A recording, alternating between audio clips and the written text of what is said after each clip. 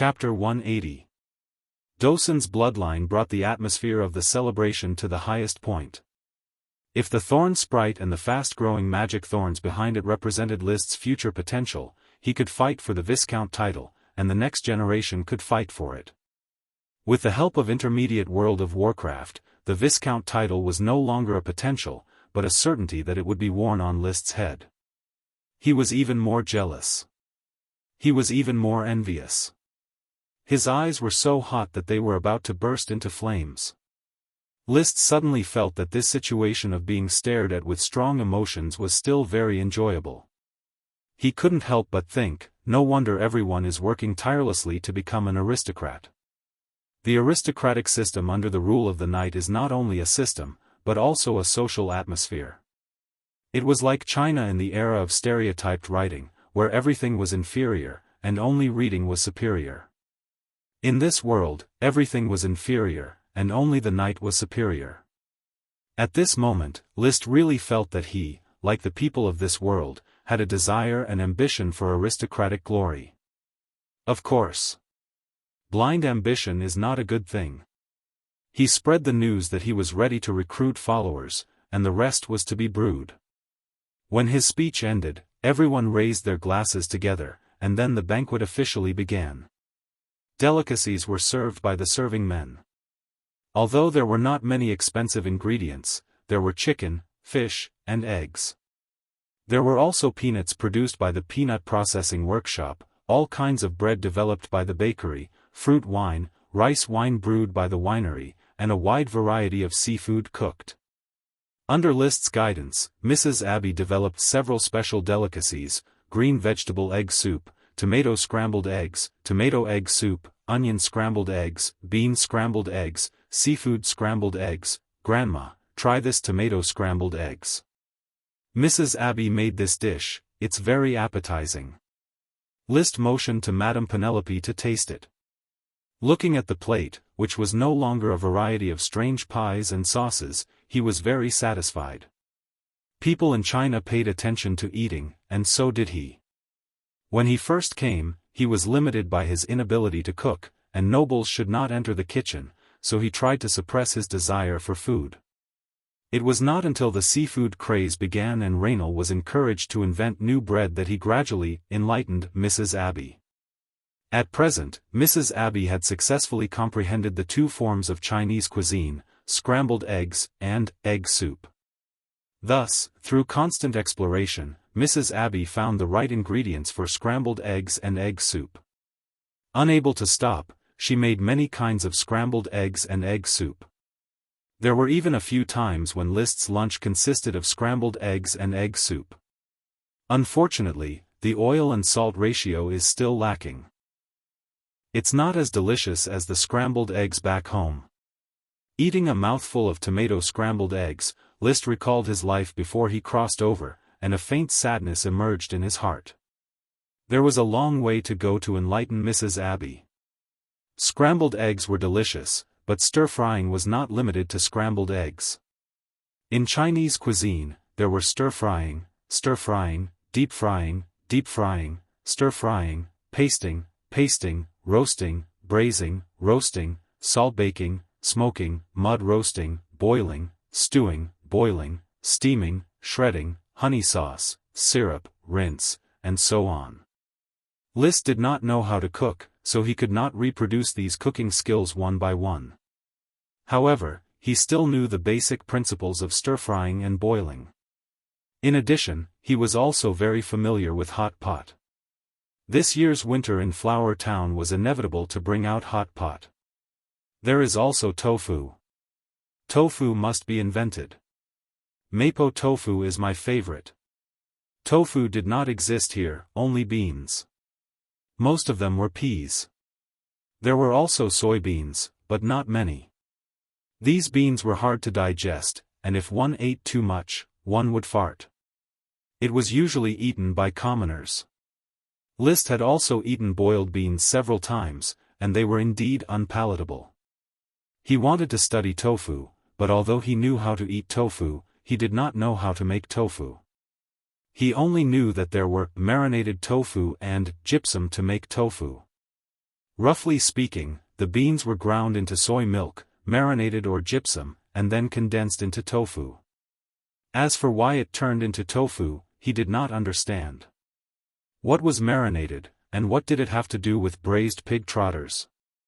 He knew about gypsum.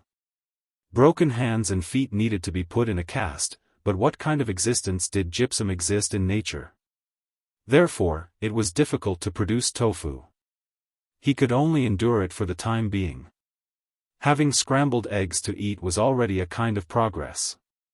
There was no need to always think about taking big steps, as it was easy to pull the eggs when taking big steps. Well, it is indeed delicious. It is called tomato scrambled eggs? Madame Penelope was very satisfied with the tomato scrambled eggs. Liszt smiled. If you like, you can send your chef to learn from Mrs. Abbey. The recipe is not confidential to you. Baron Liszt, can we also send a chef to learn? An aristocrat asked. If Mrs. Abbey agrees, of course. Liszt used Mrs. Abbey as a shield. It was impossible for these aristocrats to learn to cook for free. They had to exchange money for the recipe. There was no such thing as a freeloader. The fresh dishes won everyone's unanimous praise. The celebration of the birth of the sprite also had a perfect curtain call. After the luncheon was over and a short rest, the aristocrats also set off. They passed by Dawson's kennel. They couldn't help but look at Trembling Woods a few more times. Heavens, it is so big. Only an intermediate World of Warcraft can have such a body.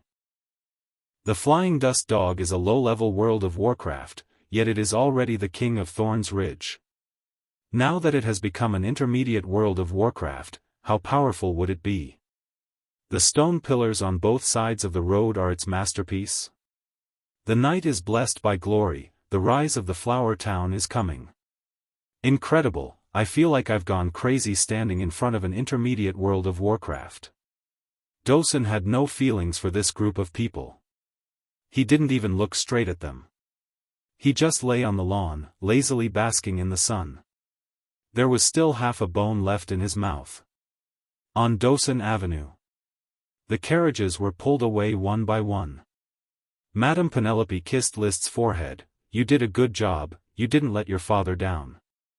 I still remember how much he liked you when he was a child. When he returns from the continent and sees the flower town now, he will be pleased. Liszt smiled slightly. I will continue to work hard. He didn't quite understand the father-son relationship between the Count and his predecessor. It was probably related to him not being a father. Elvira also stepped forward and patted Liszt on the shoulder. I hope that one day, I will be proud to be Liszt's sister. The girl was no longer Chinibu, but he was a little uncomfortable. I think that day will come. The last to leave were Frank's family. I was going to give you the first batch of black tulips profits today, but then I remembered that today is a festive day, so I will change it to tomorrow. Have Gort or someone else come to the Coral City and check the account book. I have calculated it myself. You can get 210 gold coins from this batch of potions. I will have advisor Gort follow up on this matter. Frank thought for a moment and asked, so, what do you plan to do with the potions and the thorns? Will you continue to cooperate with Levis? I haven't thought about it yet. Let's talk about it after I have thought it over. Chapter 181. Liszt understood what Frank meant. He wanted to create an opportunity for him and Shirley to get along. He also knew that the way Shirley looked at him was very enthusiastic. If Liszt had been a little more debauched, he might have been able to keep Shirley in Flower Town that night. However, he was a gentleman after all. He just chatted with Shirley about his childhood, mostly Shirley talking and he listening. Because the memory of his predecessor was blurred, many details could not be remembered. After a while, Shirley said goodbye. Brother Liszt, can I still come to Flower Town as a guest? You are very welcome. If Brother Liszt comes to Coral City, you can come to me at any time. I am now helping my mother with some needlework at home and have a lot of free time. Okay. Then I will go back first. My parents are still waiting for me in the carriage. Liszt kept a smile on his face. Be careful on the road. Shirley turned around and walked towards the carriage. When she was about to reach the carriage, she turned her head again, wanting to see if Liszt was looking at her. However, Liszt walked to the side of the kennel and seemed to be playing with the huge flying dust dog. Intermediate World of Warcraft, which was supposed to be terrifying, was really like a puppy, circling around him. She suddenly felt a little lost. With the help of the coachman, she got on the carriage. Shirley, how did it go with Liszt? Frank's wife asked as the carriage was on its way. I don't know, Mom. Brother Liszt is very polite.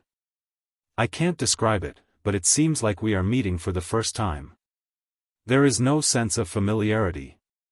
After all, you haven't seen each other for several years. Now you are all grown up. Maybe. Shirley was in a cheerful mood again. Brother Liszt is still as good-looking as when he was a child. It warms people's hearts when he smiles. Then take advantage of the opportunity. Frank's wife said with a smile, with a thorn sprite and intermediate World of Warcraft, Liszt is the most outstanding young man on Coral Island. Well, I will. Shirley nodded graciously. Here, men chasing women and women chasing men were all the same. There was no such thing as the man taking the initiative and the woman taking the initiative. Frank had a smile on his face as he looked at his wife and daughter's relaxed smiles, but there was a hint of pity in his eyes. Having served the Tulip Castle for many years, he knew very well that the Tulip family were not ordinary nobles who knew their place. Elvira was more arrogant than the male nobles, and Levis was determined to marry the daughter of Marquis Roderick. Mary and Lytton, this mother-son duo, had never been lenient when it came to occupying Levis's resources. He used to think that Liszt was the weakest, and the Count was disappointed with him because of this. But now, Liszt gradually showed a tough temperament. With the Thorn Sprite and the mid-level magical beast, he immediately began to recruit followers. His ambition was evident. Frank was a little worried. Would such a noble take a fancy to his daughter? He learned from Levis that on Red Crab Island, Liszt even refused the daughter of the Viscount, let alone Shirley, who was just the daughter of a Lord Knight. Fortunately, seeing his daughter so outstanding, he was a little relieved. Maybe Shirley can win over Liszt. He is a young man who has never seen the world and has been holed up in Coral Island. Shirley graduated from Oxhorn College and is smart. Even if Liszt does not succeed, there are still many aristocrats pursuing Shirley on Coral Island. Thinking of this, he couldn't help but relax. We will stay overnight in North Valley City. I have some old friends, and I have been looking for an opportunity to catch up with them. All the guests were sent away. Flower Town regained its tranquility, and the castle's servants began to clean the trampled lawn. Liszt loosened Dosen's chain, and it immediately galloped on the horse track, chasing the horses. All the horses turned around and ran as soon as they saw Trembling Woods. Only Black Dragon was not afraid of Trembling Woods at all. It even dared to kick Dosen's hind hooves. Dosen did not dare to toss Black Dragon, because it knew that Liszt forbade it from bullying the horses. Riding Black Dragon, he called out, "Dosen, keep up." Immediately, one man, one horse, and one dog, along with a few retainer knight, galloped towards the flower farm. The flower farm's ordinary tulip was not expanded and was only barely planted. Most of the wasteland was prepared to be planted with black tulip, striving to cover the area under the influence of tulip worm stalk with black tulip. On the wasteland, a simple building came into view. Dosen excitedly rushed towards the building, from which the barking of dogs could be heard. This was a kennel that had just been built. There were 20 female wolfhounds in the kennel. These wolfhounds were of good breed and were tall. They were good helpers in guarding the house. However, when they came to Flower Town, their fate immediately fell into a tragic situation.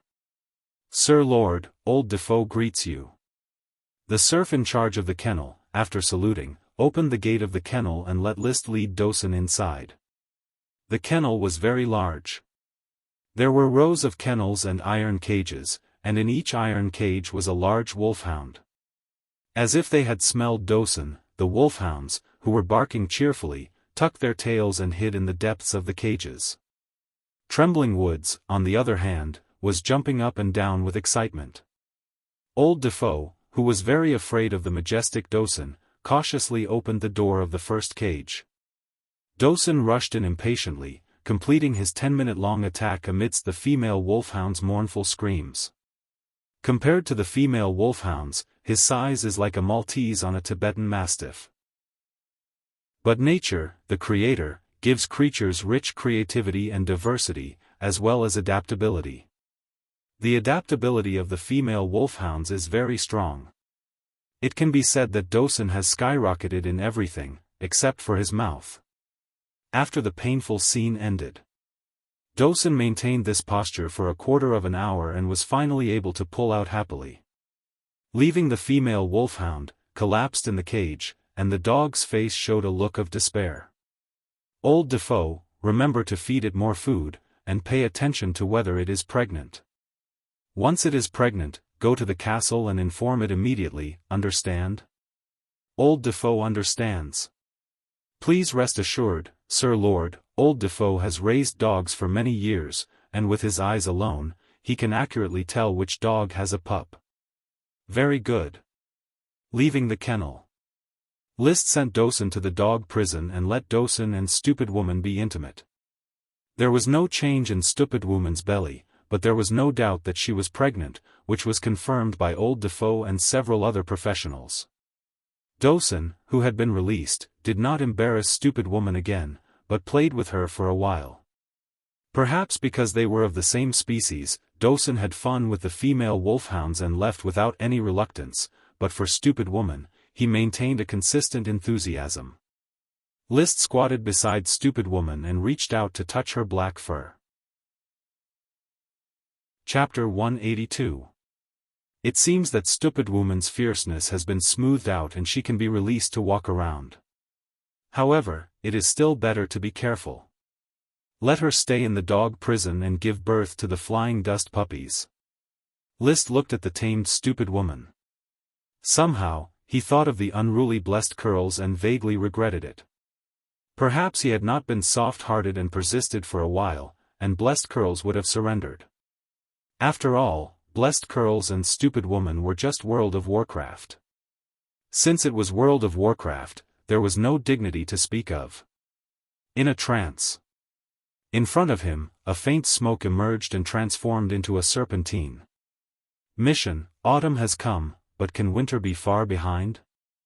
The flower town covered in ice and snow will be isolated. Wheat, as an indispensable staple food, cannot be lacking. Please hoard 10 tons of wheat to pacify the serfs through the winter. Reward: the kindness of the serfs. It was not difficult to hoard 10 tons of wheat. This year, the wheat settlement had the wheat worms' help, and it was a bumper harvest. The yield per mu was close to 240 jin, and a total of 500 mu of wheat was harvested, 120,000 jin, which was equivalent to 6 tons. As long as you buy 4 more tons, the task will be completed. The Thorns Caravan and the Flower Caravan are already buying new wheat from all over the world. List recovered and looked at the simple task, but he could not figure out why there was a reward like the kindness of the serfs.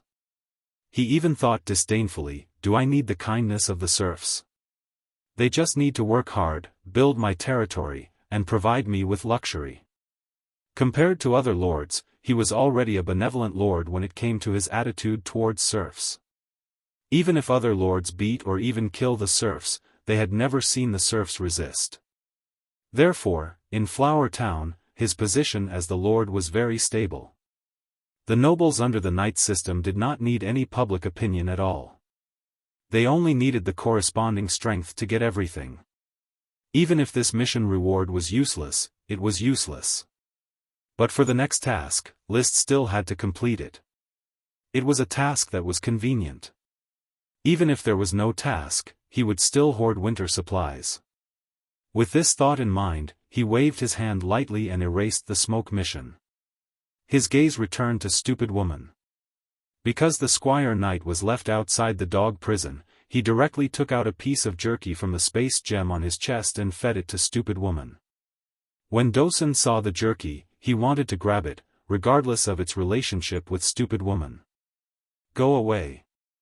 List shouted at Dosen and watched as Stupid Woman gobbled up the dried meat. After eating too much jerky, Stupid Woman shook her tail at him. It looked like it was about to mature. Dogs are the friendliest to humans. Compared with Blessed Curls, Dosen and Stupid Woman are very good. In the future, adding a litter of little violent dogs would be perfect. When I go to the battlefield, I will directly release the dogs. With Dosen taking the lead, that scene is too beautiful to behold. It was as if he could already see the rows of rock thorns, how violent the output would be.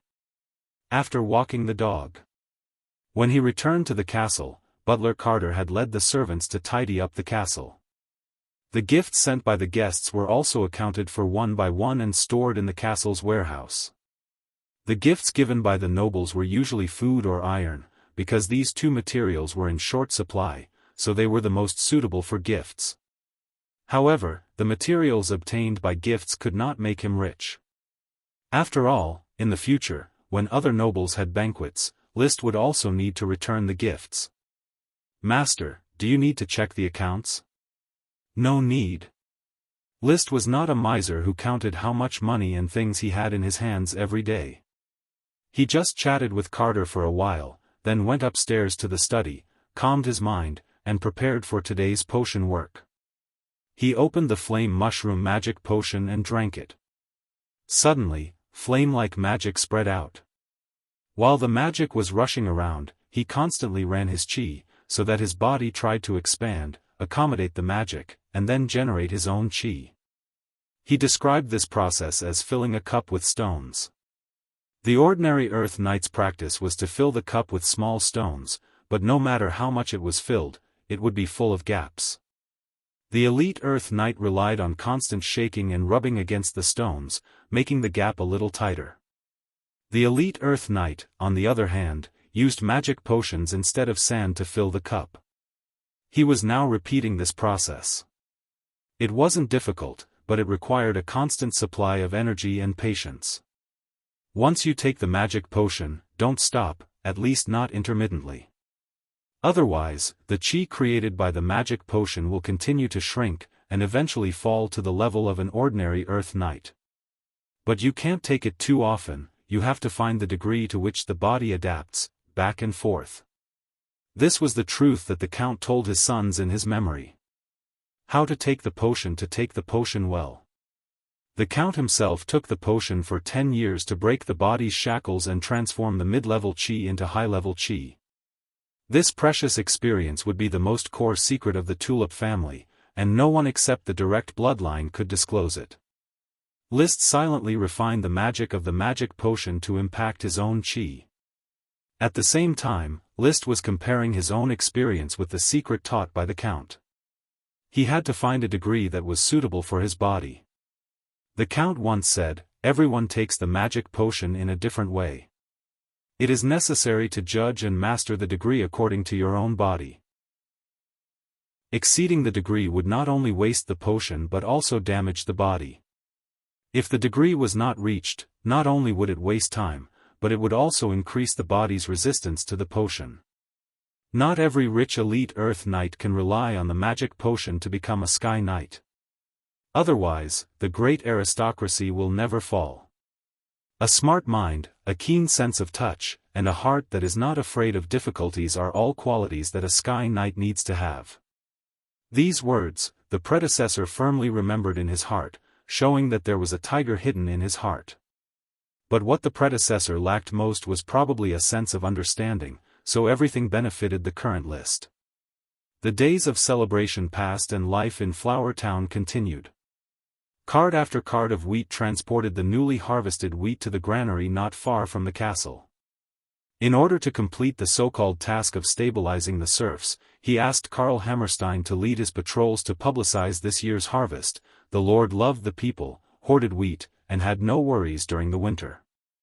The winter of previous years was a dark memory that the residents of Flower Town could not erase. This year was the most comfortable year for the residents of Flower Town. They were full of hope for the winter, not to mention List's propaganda. No serf showed fear of the winter. "This year will be very good, Maggie, don't worry." Harriet, a peasant woman from Barley Town, said to the thin little girl at the table. The little girl Maggie was a serf bought from the Eagle Kingdom. She had learned Serpentine from old Grandette and was not very proficient, so she was confused. "Mrs. Harriet, what?" "Eat, belly." Harriet touched Maggie's little head kindly, pointed to the bread, then pointed to the belly, and said with a smile, "Sir Lord is kind. This winter, everyone can eat their fill. We will have a very happy winter, no hunger, no World of Warcraft." She spoke and gestured, successfully making Maggie understand. Through Grandette, he communicated with Maggie. "Maggie, Mrs. Harriet wants to form a contract with you as mother and daughter." Maggie was caught off guard and did not know how to get back. Old Grandette said gently, "The past is the past, there is no need to think too much about it. Now that you have come to the Flower Town, your family is dead. Why don't you form a contract with Mrs. Harriet? It will be convenient to look after her, and they can help you redeem your serf contract and restore your status as a freeman." This was great news. Harriet and her family ran the town's general store, and were well off, and belonged to the well-to-do lot. If she could form a contract with them, Maggie knew that she would have a good future. But she didn't know why, but she was vaguely resistant. "Monsieur Grandette, I have relatives. I have a sister." Old Grandette frowned. He checked Maggie's identity information and did not find any relatives among the serfs. According to Maggie's own narrative, her parents were killed by mercenaries. "You have a sister? Where is she? Why didn't you say it before?" My sister left home several years ago. She said that when she learned magic, she would come back to me. My sister will come back to me." Learn magic? Was she chosen by a certain Mr. Truth and became a magic apprentice? This thought flashed by, but old Grandette did not care. Even if Maggie's sister became a mage, it was almost impossible for her to come to the Coral Island to find her sister. Besides, maybe she died in an explosion. In the mage industry, the probability of an explosion is quite high. He just thought that Maggie was a little shy and embarrassed, so he asked her to think about it for a few days. Harriet and her husband did not mention it again and continued to maintain the previous atmosphere. But Maggie could not calm down for a long time. At the same time, thousands of miles away in the Eagle Kingdom, the flames of war continued. The Iron and Steel Ridge Kingdom invaded, and the Eagle Kingdom was forced to resist. The Dragon Knight wandered around to support the battlefield. On the other side, in the hinterland of the Eagle Kingdom, the army of the Grand Duchy of Sapphire, like locusts passing through, desperately searched the coastline and border castles, plundering all kinds of wealth and minerals. Amidst the chaos of war, a warship flying the flag of the Red Tulip family slowly approached the port. The port lighthouse also hung a red tulip flag. Needless to say, this was naturally the bridgehead occupied by the Tulip family along the coastline of the Eagle Kingdom. There were already servants of the Tulip family, joining the servants of the fleet to sort out the goods, which were all specialties of the Grand Duchy of Sapphire. While fighting and robbing, at the same time trading and smuggling, both did not delay. The entire harbor was bustling with people loading, unloading, and transporting cargo, running around non-stop. Is this the ship of the Tulip family? In a shabby tavern on the dock, a female mercenary with a face scarf, holding a glass of wine, looked out of the window and asked. She was talking about the wind. Opposite her was a shifty-eyed guy, who greedily glanced at the mercenary's bulging chest, and answered wretchedly, "Of course, this dock and most of the surrounding castles have been occupied by the Wave Sword Saint, Lee William. The red tulip has become a nightmare for many nobles. Lee William's fleet has been engaged in slave trafficking. Hey, the Sapphire people are a group of serf traffickers. It would be strange if they didn't sell slaves. When will the fleet return? It depends on how fast you mercenaries can catch serfs. If you're fast, maybe you can sell a batch of serfs this month. This is for you. The mercenary flicked her finger in the air, and a shiny silver coin flew into the air and then fell on the table. She got up and left without looking back. The shifty-eyed guy reached out and pressed the silver coin, licked his lips, greedily picked it up, held it in the palm of his hand, and smiled brightly. Sir Mercenary, if you need any more information, just come to the Old Ford Tavern to find me. Hey, why did she suddenly disappear? When he raised his head, the mercenary was no longer in the tavern. Chapter 184. I don't know how my father and brother are doing in the Eagle Kingdom, and how much profit they got this year. After practicing Fiery Dragon Drill and Fire Surge Fluctuations, List took the bow and arrows and began to practice multiple arrows. After starting his life of taking potions, as an elite Earth Knight, he had been a little excited these days. He wished he could go to the battlefield and charge a few times to show his powerful strength. It was like a person suddenly making a fortune. Of course, his reason would tell him to keep a low profile, but his feelings would certainly want to show off. Wait for me to ponder the Chi's secret book. I must fight against Marcus another day. With the red blood sword and black dragon, even if I lack experience and my Chi operation skills are not as good as Marcus, I can still win. He was full of confidence even if his strength was not enough. Of course, the fight must be carried out in private. In case List lost, as long as the person involved did not mention it, it would naturally not affect his image. Thinking of this, he became more immersed in his practice. He put his hand on the bowstring and two sharp arrows flew out side by side. The Chi guided the arrows to collide quickly in the air, slightly changing their flight trajectory and shooting straight at two targets that were 10 meters away. Bang bang. Two crisp sounds. List looked up. The arrows that were 100 meters away had completely pierced into the center of the thick target. One arrow for one target, extremely accurate. His eyesight had been greatly improved after using magic eyes for a long time. With multiple arrows, he could easily hit where he pointed. Not to mention shooting a target 100 steps away, even shooting a target 1,000 steps away was not difficult. However, because the target was too far away, the Chi attached to the arrow would dissipate in mid-air, and he could only rely on the kinetic energy of the arrow itself to fly. The attack power and trajectory changes would be greatly reduced.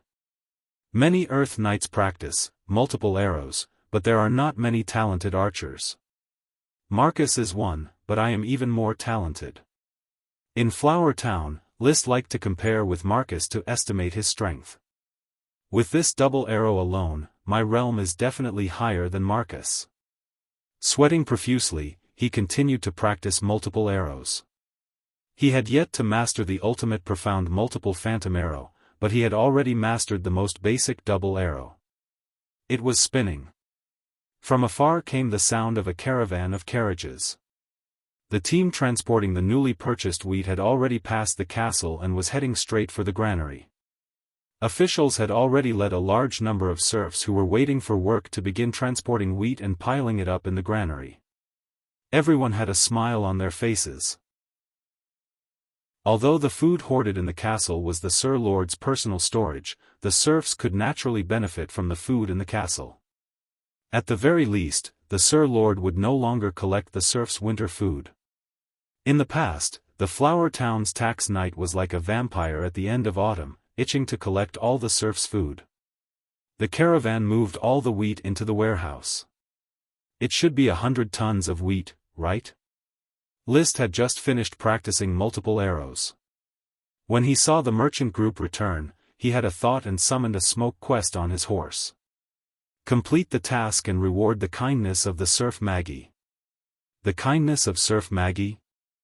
Listening to the name, it was a female serf. Liszt was confused about this and directly said to the valet Thomas behind him, "You go and inquire if there is a serf named Maggie. Don't make a big fuss, just inquire about her situation."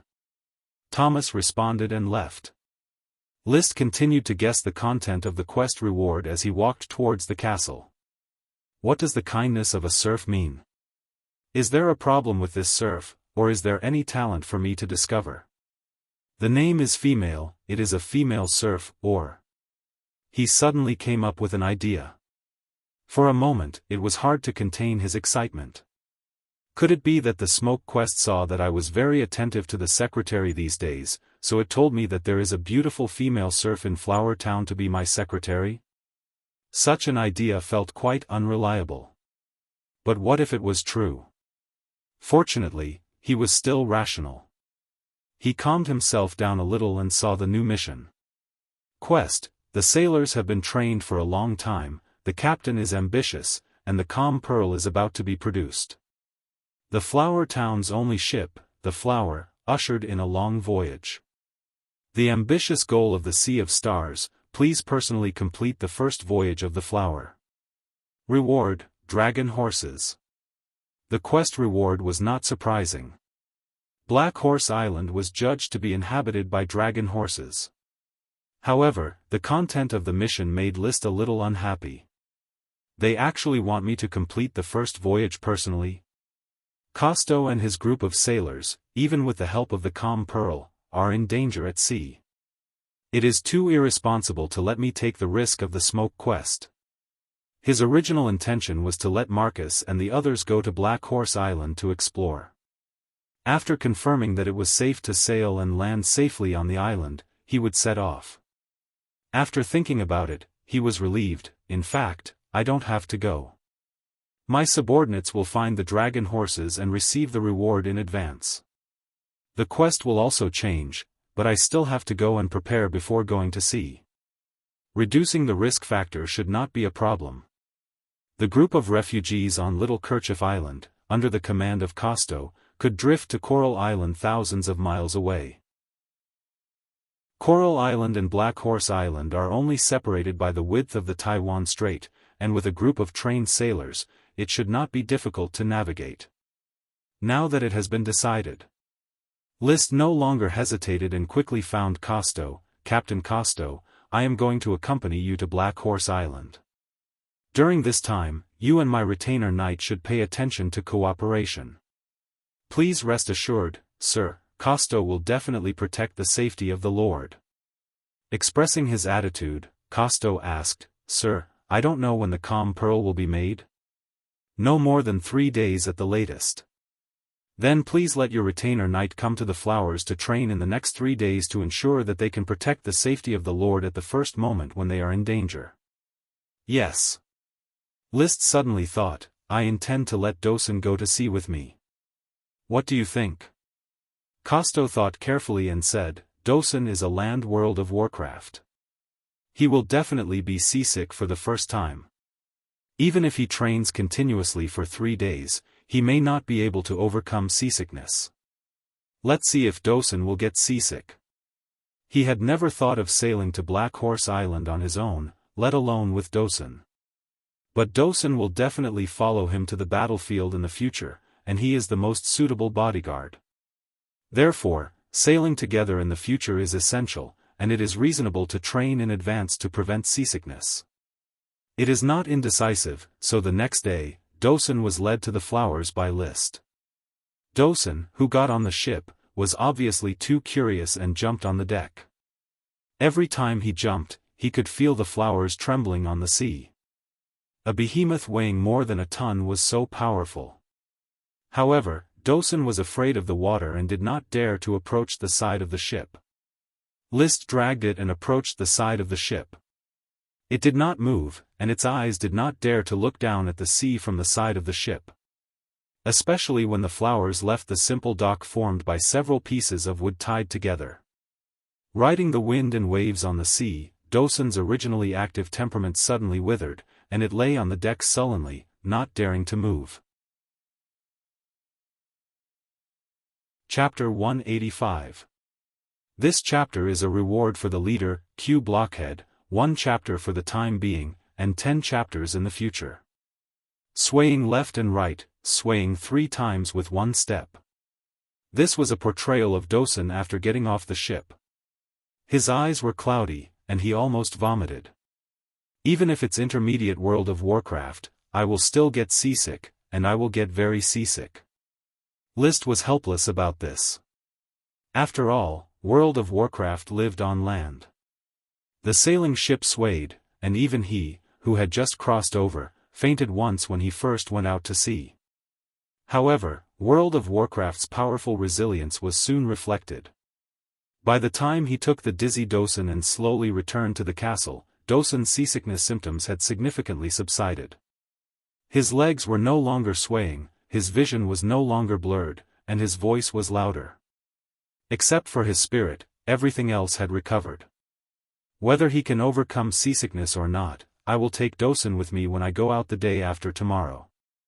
The Flower's speed was 5 knots, and it would take 14 hours to reach Black Horse Island, and it would take at least an hour or 2 to find a place to dock. So after the first voyage, they must camp on Black Horse Island. Without Dosun, List has no sense of security. In case there is intermediate World of Warcraft on Black Horse Island, the recovered Dosun can at least resist 1 or 2. In addition, he and Marcus, 2 elite Earth Knights, will assist from the side. Dosun has become his confidence. Walking on the soon-to-be-completed Dosun Avenue. Behind him came the sound of hooves. It was Thomas, who inquired about the serf Maggie, who returned with a thick bast paper to record her identity. Master, I have inquired about Maggie's identity.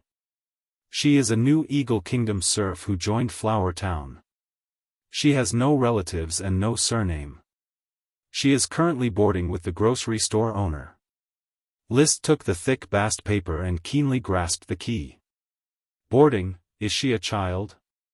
Yes, sir, Maggie is just 9 years old this year. On the thick bast paper, it was also clearly written, Maggie, 9 years old, no relatives among serfs, lodged in the grocery store owner's home, currently receiving training in the girls' group, and participating in the needlework class organized by the administrative office. After reading the records, he casually passed the thick bast paper to Thomas, return it to the administrative office. He didn't say anything more. His mood was as listless as trembling woods. He thought that the smoke mission was very considerate and prepared to reward him with a beautiful female secretary. He even thought about what kind of name to recruit the secretary. He didn't expect that it was just a 9-year-old girl. What is the meaning of this? You want me to raise it? List tied Dosun into the kennel and walked into the castle alone. He went straight to the study. The study was his place to think. The smoke mission won't be that simple. After all, it's a product of the smoke dragon, and it involves fate. There must be something else about Maggie. The invisible dragon chain mission, the Thorns worm chain mission, many seemingly messy missions and rewards often had some kind of connection. Therefore, he naturally wouldn't think that this 9-year-old serf, Maggie, was a random reward from the smoke mission. There is too little information. Continue to pay attention to Maggie. By the way, Mrs. Morrison complained to me that the workload of the maids in the castle is too heavy, especially with banquets every day, and that more maids need to be recruited. List's thoughts flashed, maybe I can recruit Maggie as a maid and train her from a young age? No matter what involvement she has, there will always be a day when it will be revealed. Even if there is no involvement, she can be trained as a secretary candidate. List shook the bell. He called Carter and Mawson over. Sir, what can I do for you? Mrs. Morrison told me that there are not enough female servants in the castle. Are there enough male servants? Carter and Mawson looked at each other and said, the daily life of the castle can barely be maintained by the servants, but for a grand festival like the birth of the sprites, there is a shortage of manpower. And sir, the castle has no name now. We all know that you will give it a name sooner or later. Mrs. Morrison said, "A castle with a name needs a large number of servants to maintain, especially serious and skilled servants. It is difficult for us to recruit them in a short period of time. It is best to train them ourselves." "Yes, we should train a group of servants ourselves." Carter smiled, his face full of gratification. "Sir, you need more people to serve you. The glory belongs to you." Liszt lived alone in the castle. At present, there were 15 servants serving him, and the 2 stewards were still complaining about the lack of manpower. In the past, Liszt couldn't imagine what kind of luxurious life it would be to have 15 people taking care of one. Now, however, he agreed with the 2 stewards. "It is true that we should train our own group of servants. Now Flower Town is not short of food and clothing, and the castle is not short of gold coins and income. So the training of servants will be left to Mr. Carter and Mrs. Morrison." The first batch, tentatively set 20 internship places. Subsequently, he said euphemistically, "I ran into a little girl named Maggie. She is very pitiful and polite. If she wants, Mrs. Morrison, give her an internship place." "As you wish, sir. Dinner every day." Liszt told everyone that he was going to go with the Flower to sea. "The Flower will probably stay on Black Horse Island for a few days to look for the dragon horses." "Sir, I hope to go with you to Black Horse Island." Gort immediately expressed his loyalty. Liszt directly refused. "This is just to explore the way. When it is confirmed that Black Horse Island is going to be developed, I will send you there to arrange things for me if Consultant Gort doesn't want to go. I am at your service at any time." "Has Flower Town been developing smoothly these 2 days?" "Very smoothly. It is expected that before the first winter snow comes, Flower Town will finish all the construction of roads and houses. This winter, I believe the serfs will have a comfortable winter." "Have you prepared winter clothes and blankets?" "The administrative office is not ready, but the caravans coming and going to Flower Town have begun to sell quilts and cotton-padded clothes. I went to the market to check. A cotton-padded coat sells for 12 copper coins. As long as the serfs are not lazy, they can afford it. A quilt costs 25 copper coins, and the serf families should be able to buy 2. He finished and added, "You don't have to worry that these serfs will freeze to death. They have thick skin and thick flesh. As long as you give them something to eat, they won't freeze to death even if they are thrown into a snow pit." But Liszt didn't think so.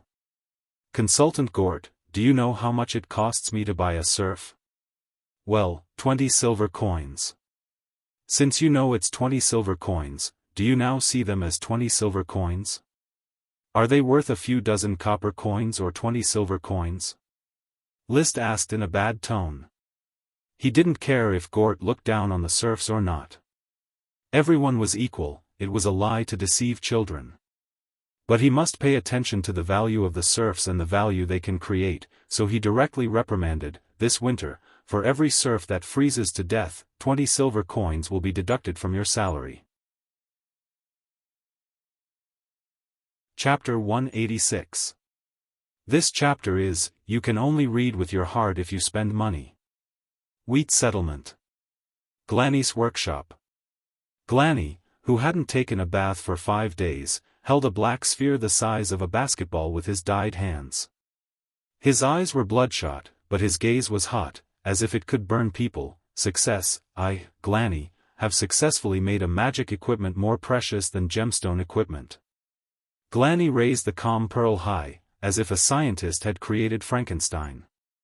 Its magic power covers a range of 182 meters. Within this range, all the wind is silenced by the water attribute magic.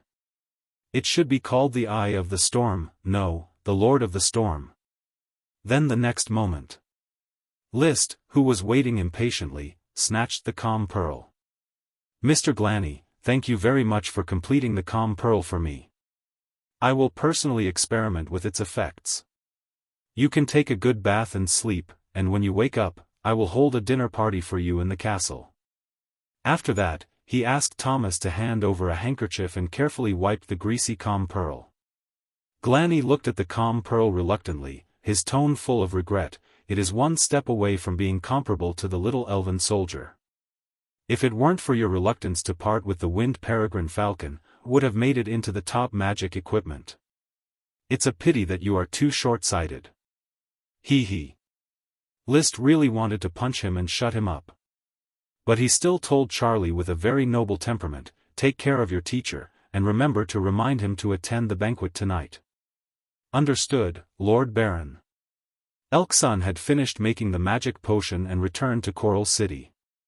The candidate for the calm pearl experiment fell on Marcus, who had winged attribute chi. Are you ready?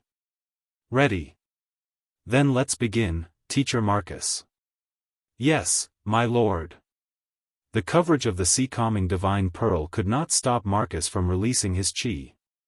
However, after he used his chi move, the power rapidly declined, and the wind attribute chi was dispersed less than a meter away from his body. When Marcus used multiple arrows, the chi attached to the arrows dissipated even faster. Very troublesome magic equipment. Within the range of the calm pearl, I feel that I can only use 10% of my strength at most. The suppression effect is very strong, Marcus said with a frown. He didn't like this feeling. List smiled and analyzed, if you get close, it won't hinder you from exerting your strength.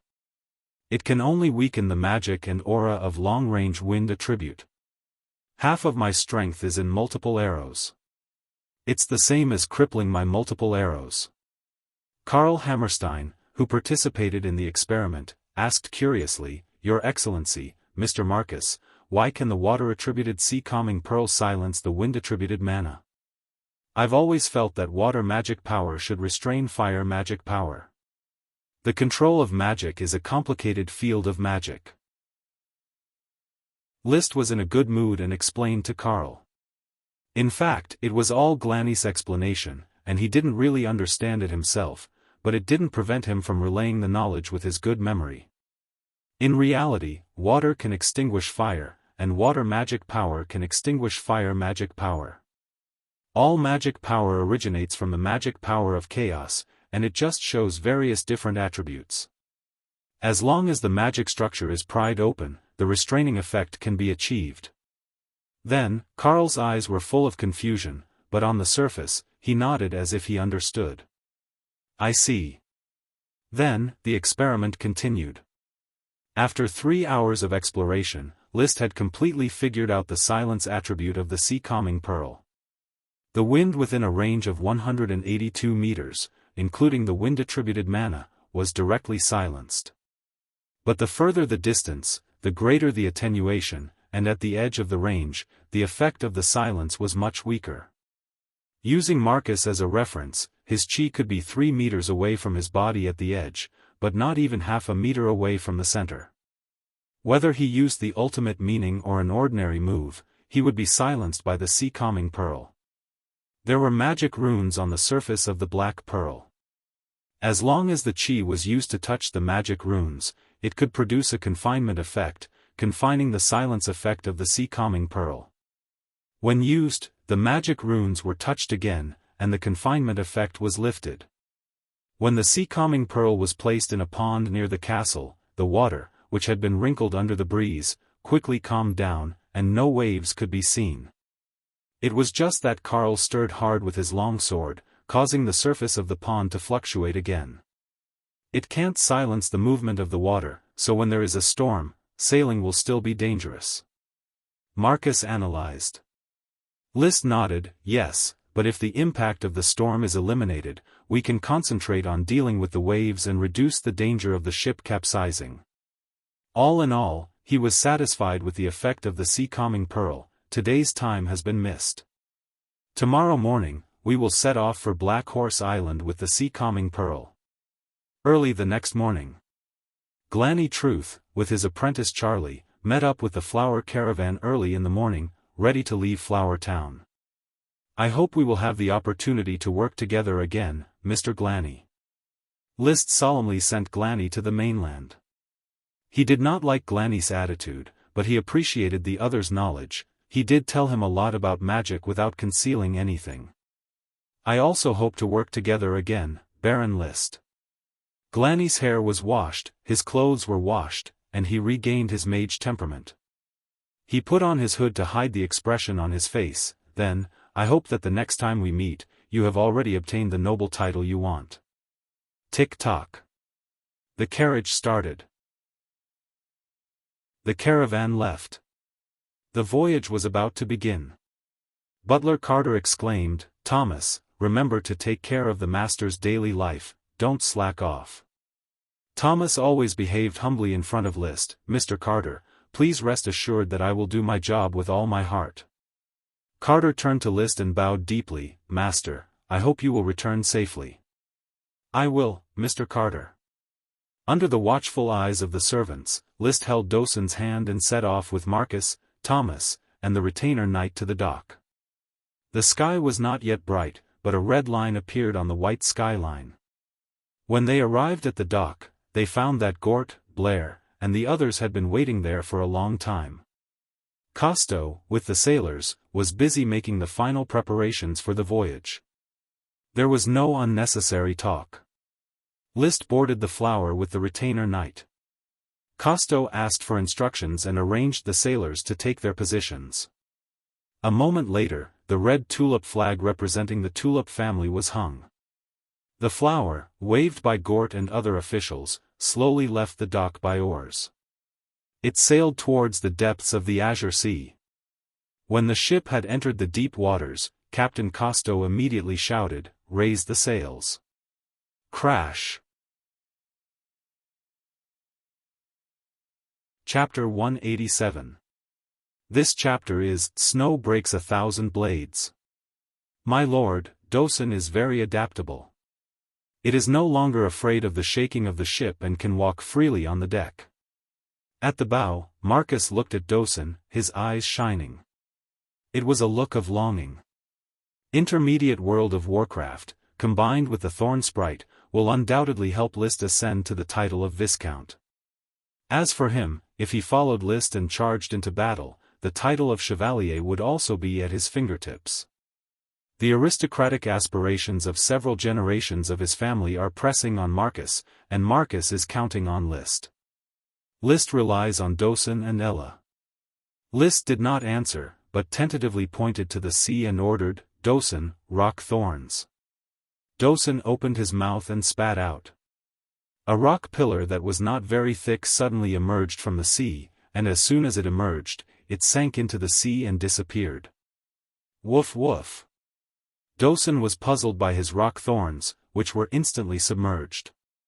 List touched his big head and turned to Marcus. Making something out of nothing. Although the rock thorns are much smaller than on land due to environmental constraints, the changes in the nature of magic it represents are still awe-inspiring. I now believe a little in Glanny's triangle theory.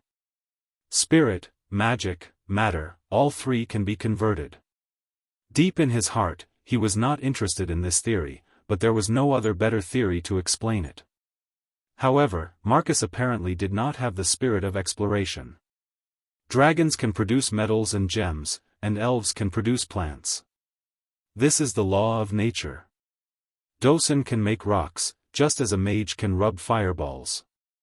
I think they belong to nature. So do you think alchemists exist? Alchemists? Marcus thought for a moment and said in a serious tone, "I don't know, but I don't want them to exist. All the glory of a knight can be obtained from the charge. Relying on alchemy without sowing will only make us fall." List sighed. Marcus was obviously not a suitable person to communicate with. His mind was filled with the glory of a knight and the glory of a noble. I think alchemy does exist. Turning stone into gold sounds much simpler than creating something out of nothing. He said simply, having lost interest in chatting. He just looked at the blue waves of the sea and let his imagination run wild. All the materials used to forge gold coins come from the golden dragon, which produces gold. If someone grasps the secret of the gold dragon's infection with gold, they might be able to master alchemy. Thinking of this, he remembered the 2 boxes of books he had collected when he salvaged the shipwrecked treasure. Among them was a book on alchemy. Unfortunately, after touching it, the book immediately turned into ashes. This was his greatest regret. Occasionally thinking about it, he would feel distressed.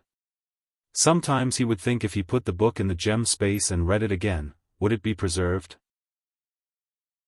The gem space could make matter still, and perhaps the pages could be opened. Thinking about it carefully, it was unlikely. If a candle was put in, the flame would be crooked after touching it. If a book was put in, it would be broken after touching it. Perhaps the decayed pages could be scraped away layer by layer and part of the content could be obtained.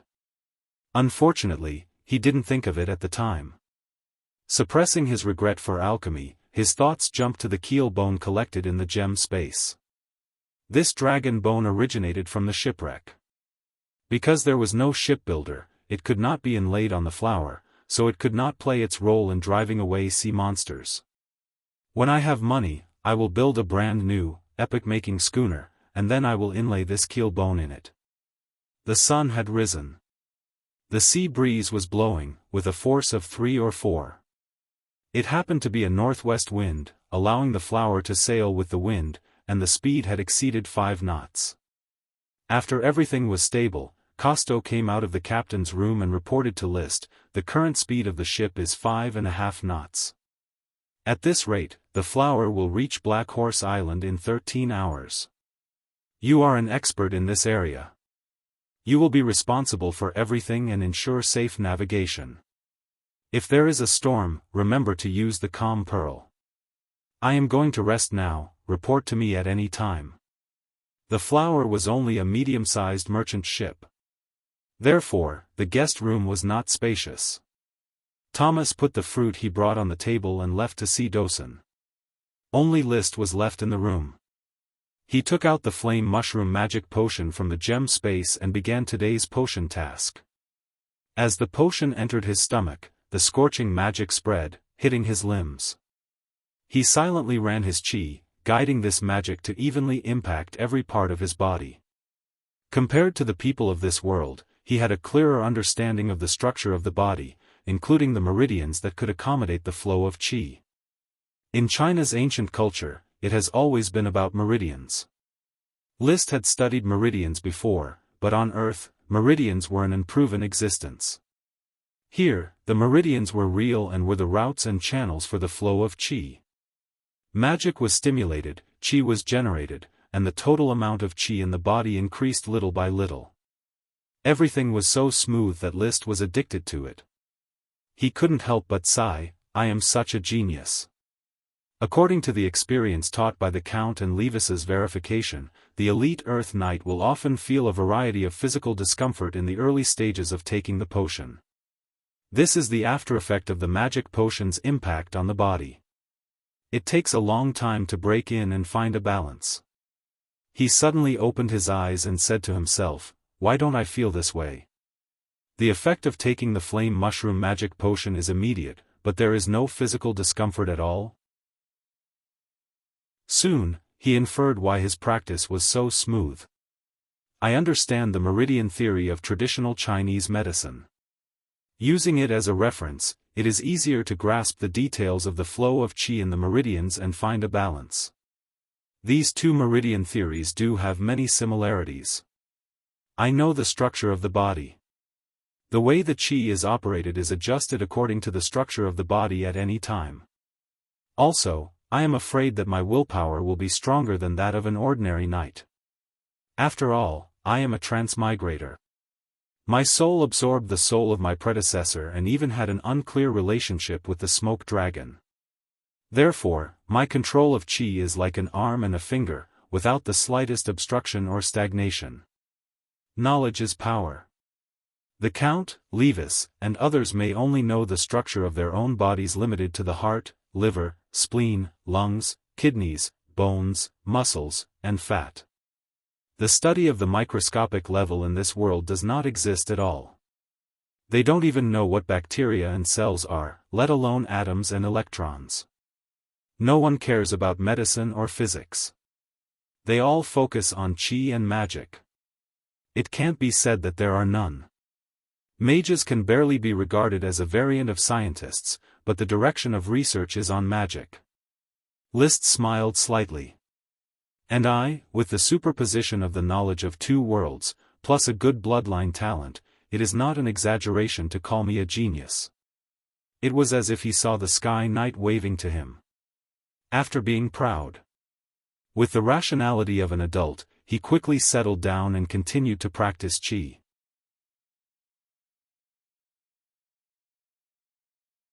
Chapter 188. Sailing was very boring. Liszt had to maintain a noble demeanor, and it was impossible to get along with sailors or knight retainers. So after lunch, he took a nap and continued to practice qi in the afternoon. This practice lasted the whole afternoon. The flowers arrived at the location marked on the nautical chart at about 1:30 in the afternoon, but no trace of Black Horse Island was found, so they had to continue searching at sea. It took nearly 3 hours to find the exact location of Black Horse Island.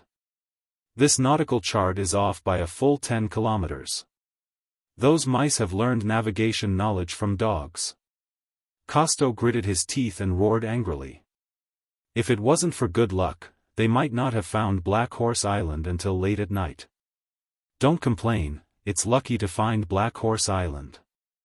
Liszt was very open and even a little bit unsatisfied. He was getting more and more fond of the feeling of taking potions. Now we are looking for a place to dock. Yes, my lord, Black Horse Island is an undeveloped island after all. We need to find a suitable landing place. The outline of Black Horse Island is much larger than I thought, maybe the size of Beer Island. This area is sandy, and it is difficult to dock. He pointed out the window to the island horizon. Is it as big as Beer Island? It's just my visual estimation, but it shouldn't be too far off. This inference made Liszt very happy. The size of Beer Island was just right for a viscount's fief. Too big would be cut off and shared with other nobles, too small would be a loss. Not too big and not too small was just right. Half a circle. When the sun had begun to fall toward the sea level, they finally found a suitable landing place. The flowers slowly approached, anchored, and lowered the wooden boat. Except for a few sailors who were responsible for looking after the flowers, the rest of the people went ashore in wooden boats. The shore was rocky, similar to the docks of Flower Town. As far as the eye could see, the vegetation on the island was not lush, only a few sparse trees in the distance. There were even more weeds. There were some deer in the weeds in the distance, watching Liszt and his party vigilantly, especially looking at the tall and mighty Dosun. They couldn't sense Dosun's intermediate world of Warcraft from afar, but they could tell that Dosun wasn't someone to be trifled with. Teacher Marcus, let's explore along the coastline first. It's only about an hour before nightfall. We'll come back when it's dark and spend the night on the flower. Liszt instructed. Yes. They didn't bring any horses, so everyone was walking. Only Liszt didn't walk because he could ride Dosun. Dosun's body was huge, so riding on it was more comfortable than riding on a horse. Many knight, especially the powerful knight, were no longer limited to riding horses. They had switched to various powerful dragon-type beasts and World of Warcraft. For example, Stephanie Vulture, the wielder of the Magic Eye Aura secret skill, rode a World of Warcraft's vulture and traveled the sky. The Sky Knight's individual combat power was above that of a knight's charge, so the mount highlighted individual combat power. Ordinary knight relied on charging side by side to form a powerful torrent of qi, so the mount highlighted the standard. Horses were the most suitable. Riding a dog wasn't very nice, but riding on Dosun's back, Liszt didn't look out of place. On the contrary, having an intermediate World of Warcraft as a mount would make everyone envious and raise their image. Liszt grabbed Dosun's black fur and held his body in place. Liszt's mind was empty for a while. Taking advantage of a moment's gap, he called out the smoke quest. The smoke condensed and formed serpentines. Quest completed. Reward, dragon horses. There is no doubt that after the flower docked, the voyage to sea was completed, and there was no need to wait for the return voyage to be considered complete. After a while, the smoke changed. A new quest was issued. Quest: you have set foot on a new land. As a lord who takes pioneering as his duty, how can you let Black Horse Island be abandoned and not manage it? Please establish a temporary stronghold on Black Horse Island and settle 100 serfs. Reward: a few decaying bones. Temporary stronghold? A few decaying bones? List quickly thought of a previous smoke quest, a quest about ghosts, and the reward was a broken bone. It was eventually determined to be a keel made from the bones of a high-level dragon species in World of Warcraft. So, what do these decaying bones look like? It was not easy to guess, so he didn't think about it. For smoke quests, sometimes List becomes very lazy, because as long as he can complete the quest, the reward will always come to him through coincidence. Establishing a temporary stronghold is a planned quest. The team walked for only a few miles. They found that the rocky coast had disappeared and was replaced by a sandy beach. The location where the ship stopped is probably at the junction of east and west. The east side of Black Horse Island is mostly sandy, and the west side is mostly rocky cliffs. Costo often goes to sea and has been to many islands, so he can infer the overall situation of the island from the details of the island. Look at the center of the island. There are no undulating mountains, more gentle slopes. He narrowed his eyes, took a closer look at the distance, and added, "Sir, I found that Black Horse Island is very round." Very round? Yes, the topography of the island is coherent, at least on our side. I don't know about the opposite side. Maybe we can sail again tomorrow, circle the island, and thoroughly observe the shape of Black Horse Island. List looked up at the sunset in the sky and said, "Then wait until tomorrow. The situation is unclear now, let's go back to the flowers first." Nothing happened that night, and nothing happened either. List was not very used to sleeping on the ship. The sound of the waves, mixed with the snoring of the sailors and the Squire Knight in the cabin, made it difficult for him to sleep. Trembling Woods was guarding outside his door. Dogs also snore, so it is not surprising that Dosen snores like blowing bubbles. List himself never snores and likes a very quiet environment when sleeping. Unable to sleep, he simply sat up, took out a crystal lamp, and put it on the table. He bought the crystal lamp from Glanny, which is very convenient to carry and use, equivalent to a flashlight. With light, he continued to take things out of the gem space, a red blood sword, worn on his waist during the day and put into the gem space at night, a bow, arrows, a set of fine steel knight equipment, and 3 fine steel knight spears for emergencies, mithril ore, crystals, and jade, neatly stacked. There are also black pearls, keel bones, binoculars, floating bottles, and smoke grass. And a lot of food, including a lot of milk, eggs, roast meat, vegetables, fruits, bread, and various seasonings. The gem space is a static substance and will not deteriorate, and food can be stored as long as he wants. With these materials, it is not a problem to throw him on a deserted island and live a happy life for a few months. He even put a few pieces of flower soap in it.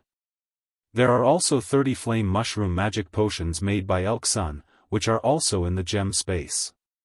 It's not easy to save up a little bit, but I have a rich family. Satisfied with the materials, he rearranged them, put the space gem close to his body, lay in bed, and counted sheep. Chapter 189. After circling around the island, as Costo had speculated, Black Horse Island was a non-standard oval island. There was no natural shelter, and the most suitable place to build a harbor was the rock pier where they had anchored last night. However, it was difficult to berth large ships, and the pier was not deep enough. Even medium-sized merchant ships like the Flowers seemed a bit difficult. When the sun began to release heat, the crowd gradually went deeper into the hinterland of Black Horse Island to look for the dragon horses. There were few trees on the island, and the undulating mountains were not large, so the field of vision was wide and they could see far away. Marcus kept using his telescope along the way to look for traces of the horses, and it didn't take much effort to find what he wanted. "Sir, this is horse dung, the dragon horses are nearby." When he bent down and turned over a small black ball in the grass with a stick, he said excitedly. The knight's familiarity with horse dung was definitely more than the few moles on his wife's body. Liszt was no stranger to horse dung. He raised his head and looked at the gentle hill in front of him.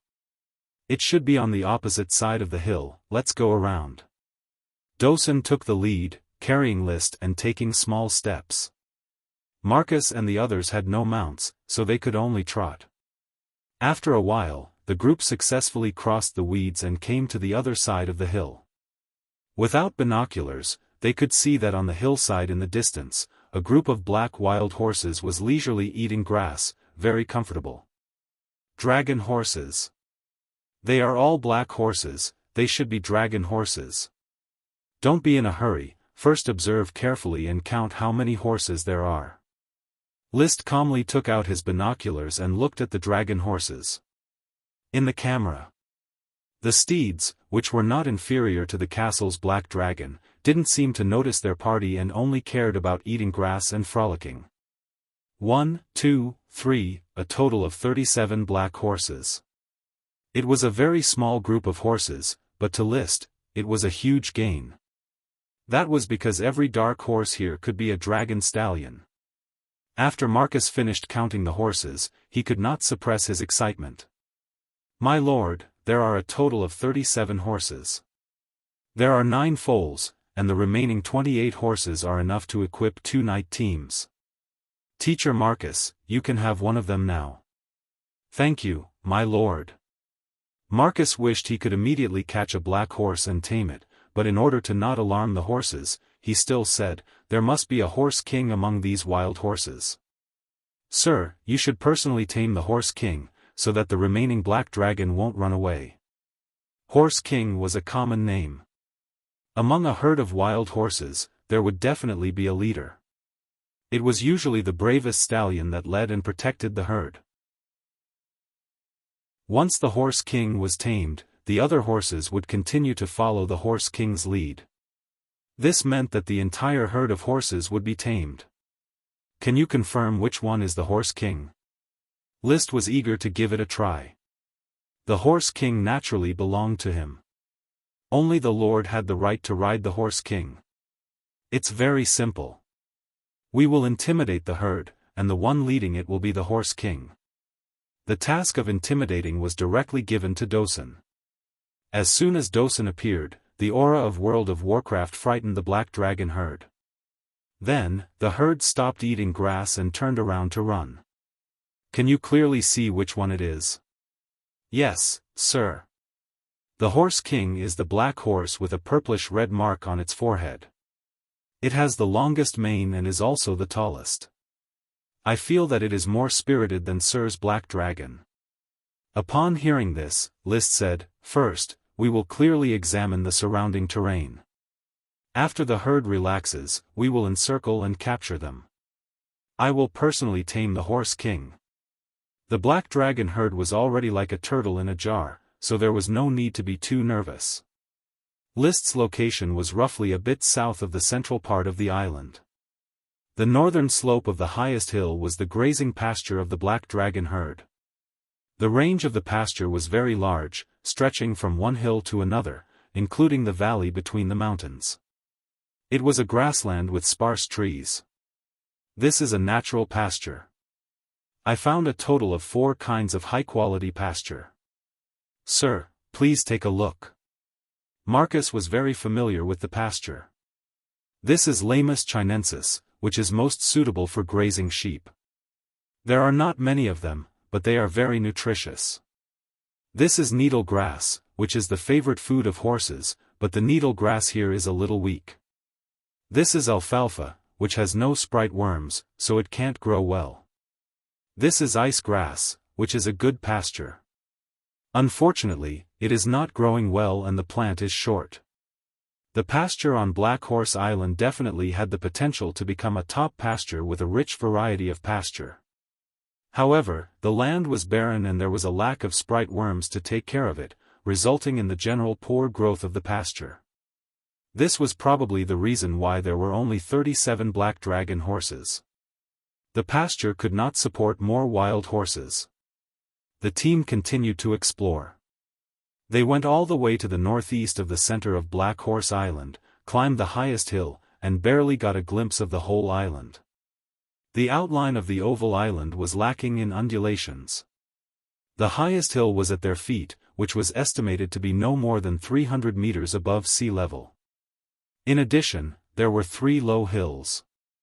The 4 hills, distributed in the shape of a mouth, formed the topography of the island. First, mark them as Lamus Chinensis Hill, Needle Grass Hill, Alfalfa Hill, and the Ice Grass Hill at our feet. List irresponsibly named the 4 hills. Standing at the top of the Ice Grass Hill, one could see that on the hillside of Needle Grass Hill, the black dragon horses had begun to graze leisurely again. The grassland stretched from Lamus Chinensis Hill to Needle Grass Hill and half of Alfalfa Hill. On the hillside from Alfalfa Hill to Ice Grass Hill, the number of miscellaneous trees began to increase and the pasture gradually decreased. Cut down all the miscellaneous trees here, cultivate the pasture, and expand the size of the black dragon horses. List had already seen the gorgeous picture of the black dragon horses galloping back and forth between the 4 hills in the future. Of course, now was not the time for imagination. He and Marcus discussed how to tame the Horse King. There was not much technical content. It was to divide the retainer knight and sailors they brought into 4 teams and approach the black dragon horses from 4 directions, causing the black dragon horses to be at a loss of advance and retreat, panicking and messing up their formation. Then, List directly rushed over, mounted the Horse King, and began taming it. For an elite Earth Knight, taming a horse was very easy.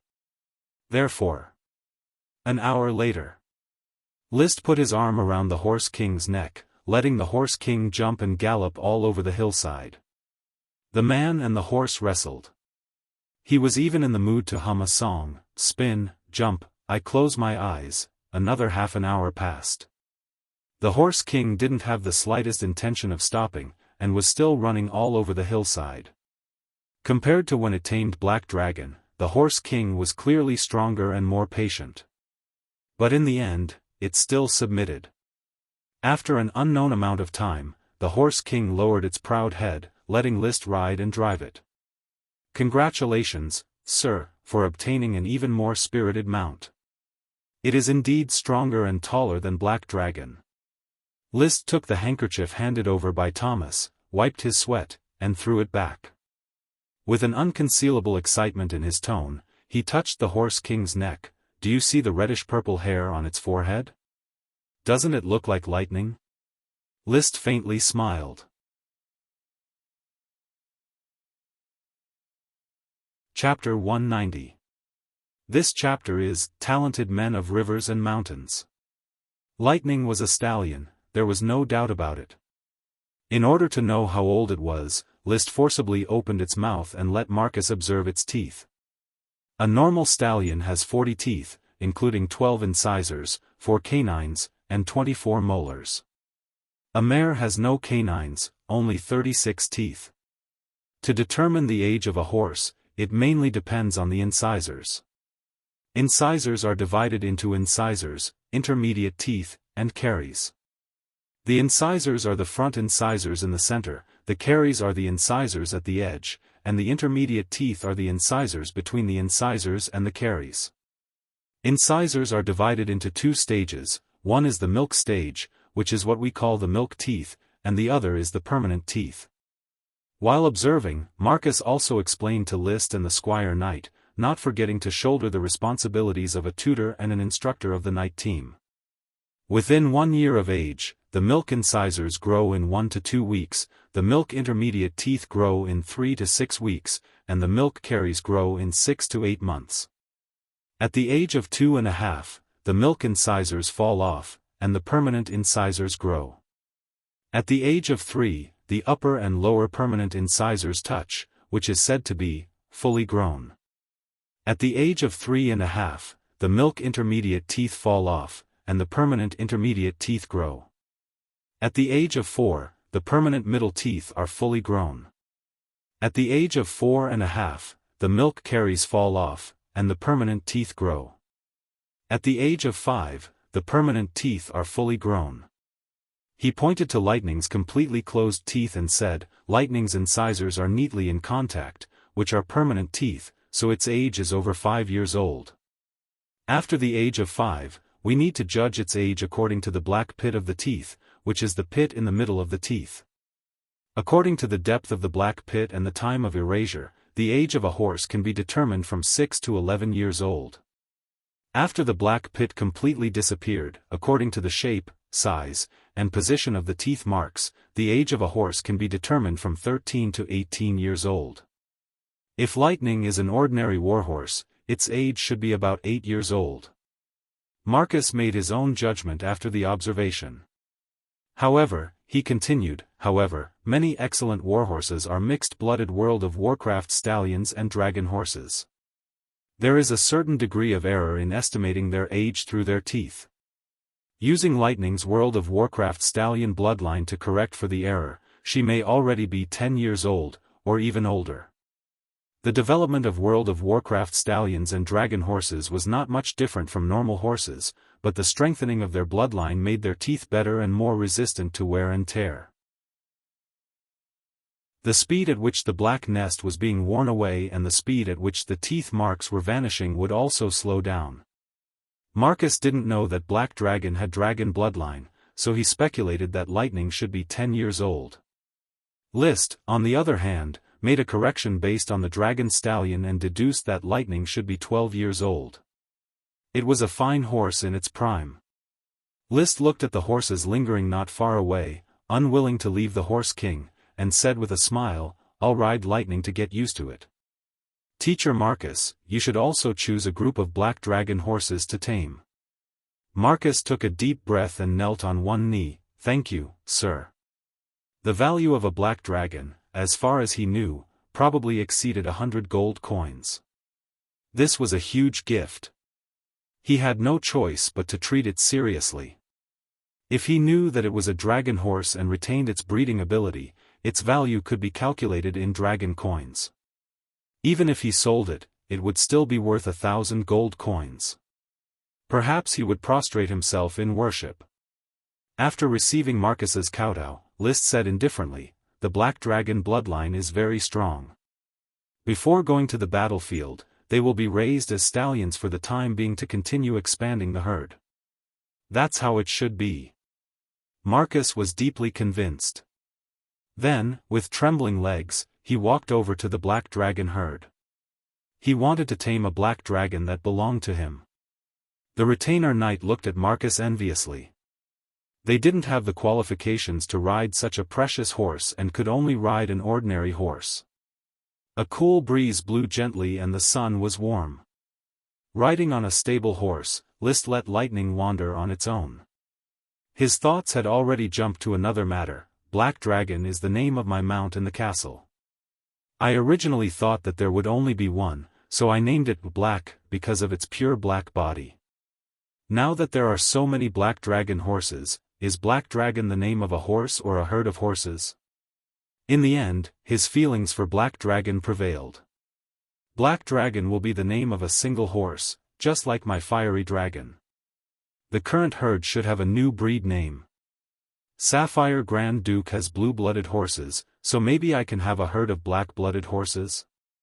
Everyone was a dragon horse, and no one was more noble than the other. But it seems that blue-blooded horses aren't blue. Forget it, black-blooded horses are still very nice to hear. Just like Fergana horses, it sounds like a name that a top-notch horse should have. Thus, the pure black dragon horse had an official name. Black Dragon still belonged to Black Dragon, but it was foreseeable that in the future, Black Dragon's status would decline significantly and give way to Liszt's new mount, Horse King Lightning. Strictly speaking, Lightning was no longer pure black. On its forehead, there was a small tuft of purple-red hair. It was the size of a palm and was shaped like the lightning symbol of the flash. It added a lot of prestige. He didn't know if it was because Lightning's intelligence was very high. After it was tamed by List, it seemed to know that Trembling Woods and List had a close relationship, so its fear of Trembling Woods quickly disappeared. Even if Dosen was beside it, opening its mouth and letting out a dull roar, it did not run away. It even raised its head and snorted disdainfully at Dosen. Lightning was at least 4 meters tall, while Dosen was only 1.9 meters, which was double the difference. He had to raise his head to look at Lightning. This undoubtedly made Dosen feel humiliated.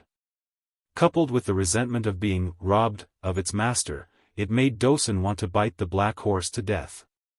But it couldn't. It was like it wanted to bite Black Dragon to death, but it didn't dare to. Woof woof. Poochie. A dog barked, and a snorted. No one knew what they were communicating. The first expedition to Black Horse Island ended after the taming of Horse King Lightning. List and Marcus, each with a black blood horse, rushed back to the rock pier with the knight and sailors. Unexpectedly, the horses also followed them to the pier. They were still attached to their Horse King. The black blood horse herd has been found. The voyage mission is complete. We will set off tomorrow. List ordered. From now on, the development of Black Horse Island will be included in the agenda. First, we need to establish a temporary stronghold here. While there is still some time before dark, we need to clean up the vicinity of the pier. Yes, sir. Once the temporary stronghold is built, the sailors and their families will first be moved to Black Horse Island to prevent the news of Black Horse Island from leaking. Once the news of the Black Blood Horse is leaked, it is likely to attract covetous eyes. When they discover the value of the Black Blood Horse, they will definitely spare no effort to snatch it. Only when List makes a contribution and can obtain the Viscount and fief will it be the time for Black Horse Island to come out. At this stage, Black Horse Island will slowly develop with the secret funding of Flower Town. Time flies like a white steed, and the night passed in a flash. Early the next morning, riding Lightning around the pier, List reluctantly let Lightning return to the horse herd. He was not going to take the Black Blood Horse back. The same was true for Marcus, who released his tamed Black Fiend.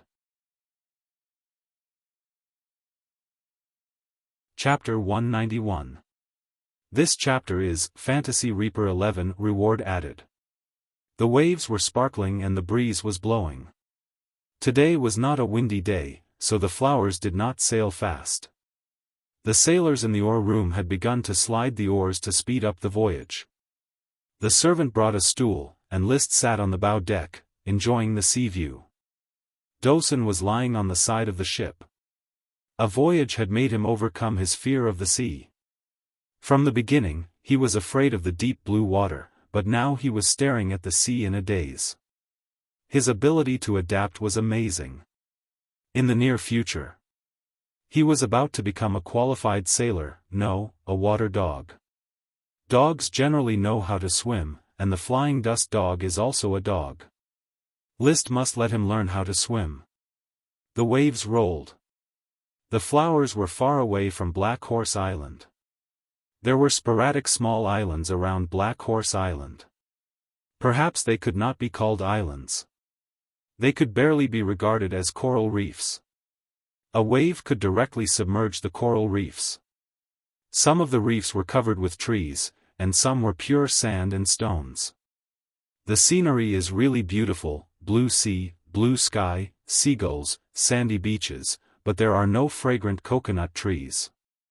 If it was on Earth, Black Horse Island and the nearby reefs could definitely be developed into a resort no less than the Maldives. Unfortunately, the Grand Duchy of Sapphire is an island country. The nobles here are islanders, and they are not in the mood to enjoy the beach scenery. The nobles were busy robbing the Eagle Kingdom. The Count and Levis, I don't know how much wealth they have robbed, and I don't know when the Tulip Fleet will return. There should be no shortage of serfs this time, and the return speed should be fast. Thinking of 1,000 serfs. List's heart was burning. There were more than 2,500 serfs in the territory, and there was not enough manpower to farm in Flower Town. Now there was Black Horse Island to develop, and there was a shortage of manpower. The lack of people made many of his ideas unachievable. He could only slowly farm and slowly save some gold coins. He could not get rich overnight. I need to maintain my potions. With the amount of potions I'm using now, it's not enough to just rely on the flame mushroom. It's still not enough even with the fast-growing magic thorns. I have to use the earnings from the black tulip to buy more potions. There are not many businesses that can make money without the magic potion. The seafood business will last for another 6 months, and it is estimated that it will have to be withdrawn. The nobles with a little brain are secretly catching seafood in secret, but they are not selling it to the public. I don't know when the flower wine will be brewed. At present, the new money-making project is the flower soap produced by the soap workshop. Bernal Poisoned Egg was seizing the time to reform the process, prepare for mass production, and put it on the market as soon as possible. Liszt hoped that the flower soap could monopolize the Coral Island market within 3 months, and then cooperate with Tulip Castle or Beer Castle to open up the outer island market. With the quality and cost of the flower soap, it could become a pillar industry in Flower Town. First, I'll make money with the flower soap, and then I'll buy serfs. When I have a large number of serfs, I'll be able to start more industries, make more money, and then buy more serfs. After I'm fully armed, I'll go to the battlefield and be awarded with meritorious service. He began to fantasize. Viscount, Earl, Marquis, Duke, and then riding a dragon. But after imagining the scene of riding a dragon, along with the rocking of the flowers, everything suddenly seemed dull. Sure enough, poverty has limited my imagination. The meaning of life, the goal of struggle, besides riding a dragon, there is no other pursuit. At this moment, there was a sailor's loud exclamation in his ear, "Leviathan! It's Leviathan! Oh my God, we've encountered a sea monster. We're going to be eaten by Leviathan, ah! Woof woof! It's over, it's over! Leviathan?" Liszt didn't react at first, he didn't know what Leviathan was. But then, there was Costo's roar in his ear, don't panic, do your job. It's not a Leviathan, it's just a big sea beast. They're friendly and never hurt ships sailing at sea." Perhaps Costo's reassurance worked. The sailors no longer panicked.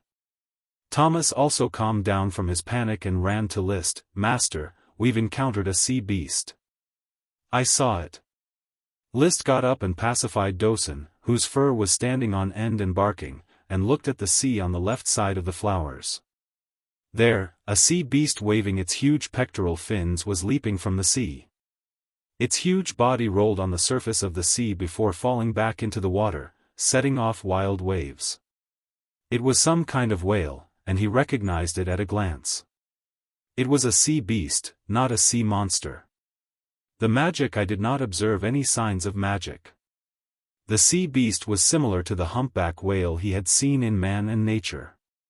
If its huge pectoral fins were to hit the flowers, it was estimated that the flowers would be smashed to pieces. However, it did not approach the flowers. It was just not far away, moving side by side with the flowers. "Sir!"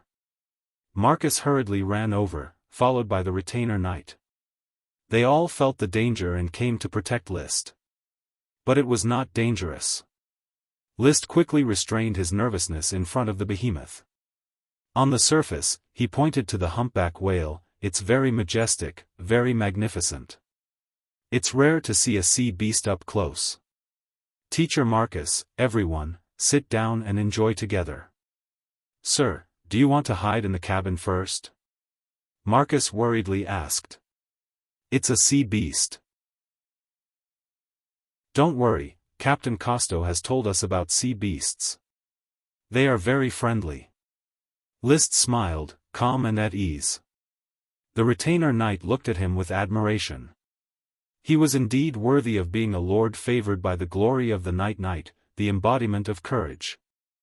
After listening to List's comfort, Marcus bowed, relaxed his body, and no longer made a fuss. Together with List, they enjoyed the rare spectacle. Walking with the giant beast. However, it was only a moment before the humpback whale seemed to lose interest in the flowers, or perhaps it just came up to the surface to take a breath. With another roll on the surface, its huge body sank into the sea and disappeared completely. After the waves, the sea was calm again. Dosun's erect dog fur relaxed, and his pair of corium or dog eyes stared at the sea, seemingly still looking for the humpback whale. Captain Costo left the captain's cabin and hurried to the deck, breaking the atmosphere still immersed in the humpback whale's huge figure. "Sir Lord, that was a sea beast just now. They are often seen sailing at sea. In fact, they are very friendly, rarely attacking ships, and even escorting ships." "I know, it really is not hostile." List agreed with Costo's statement. He asked, "I know that the behemoths that appear at sea are called sea beasts, but what is Leviathan?" Just now, he clearly heard many sailors shouting for Leviathan.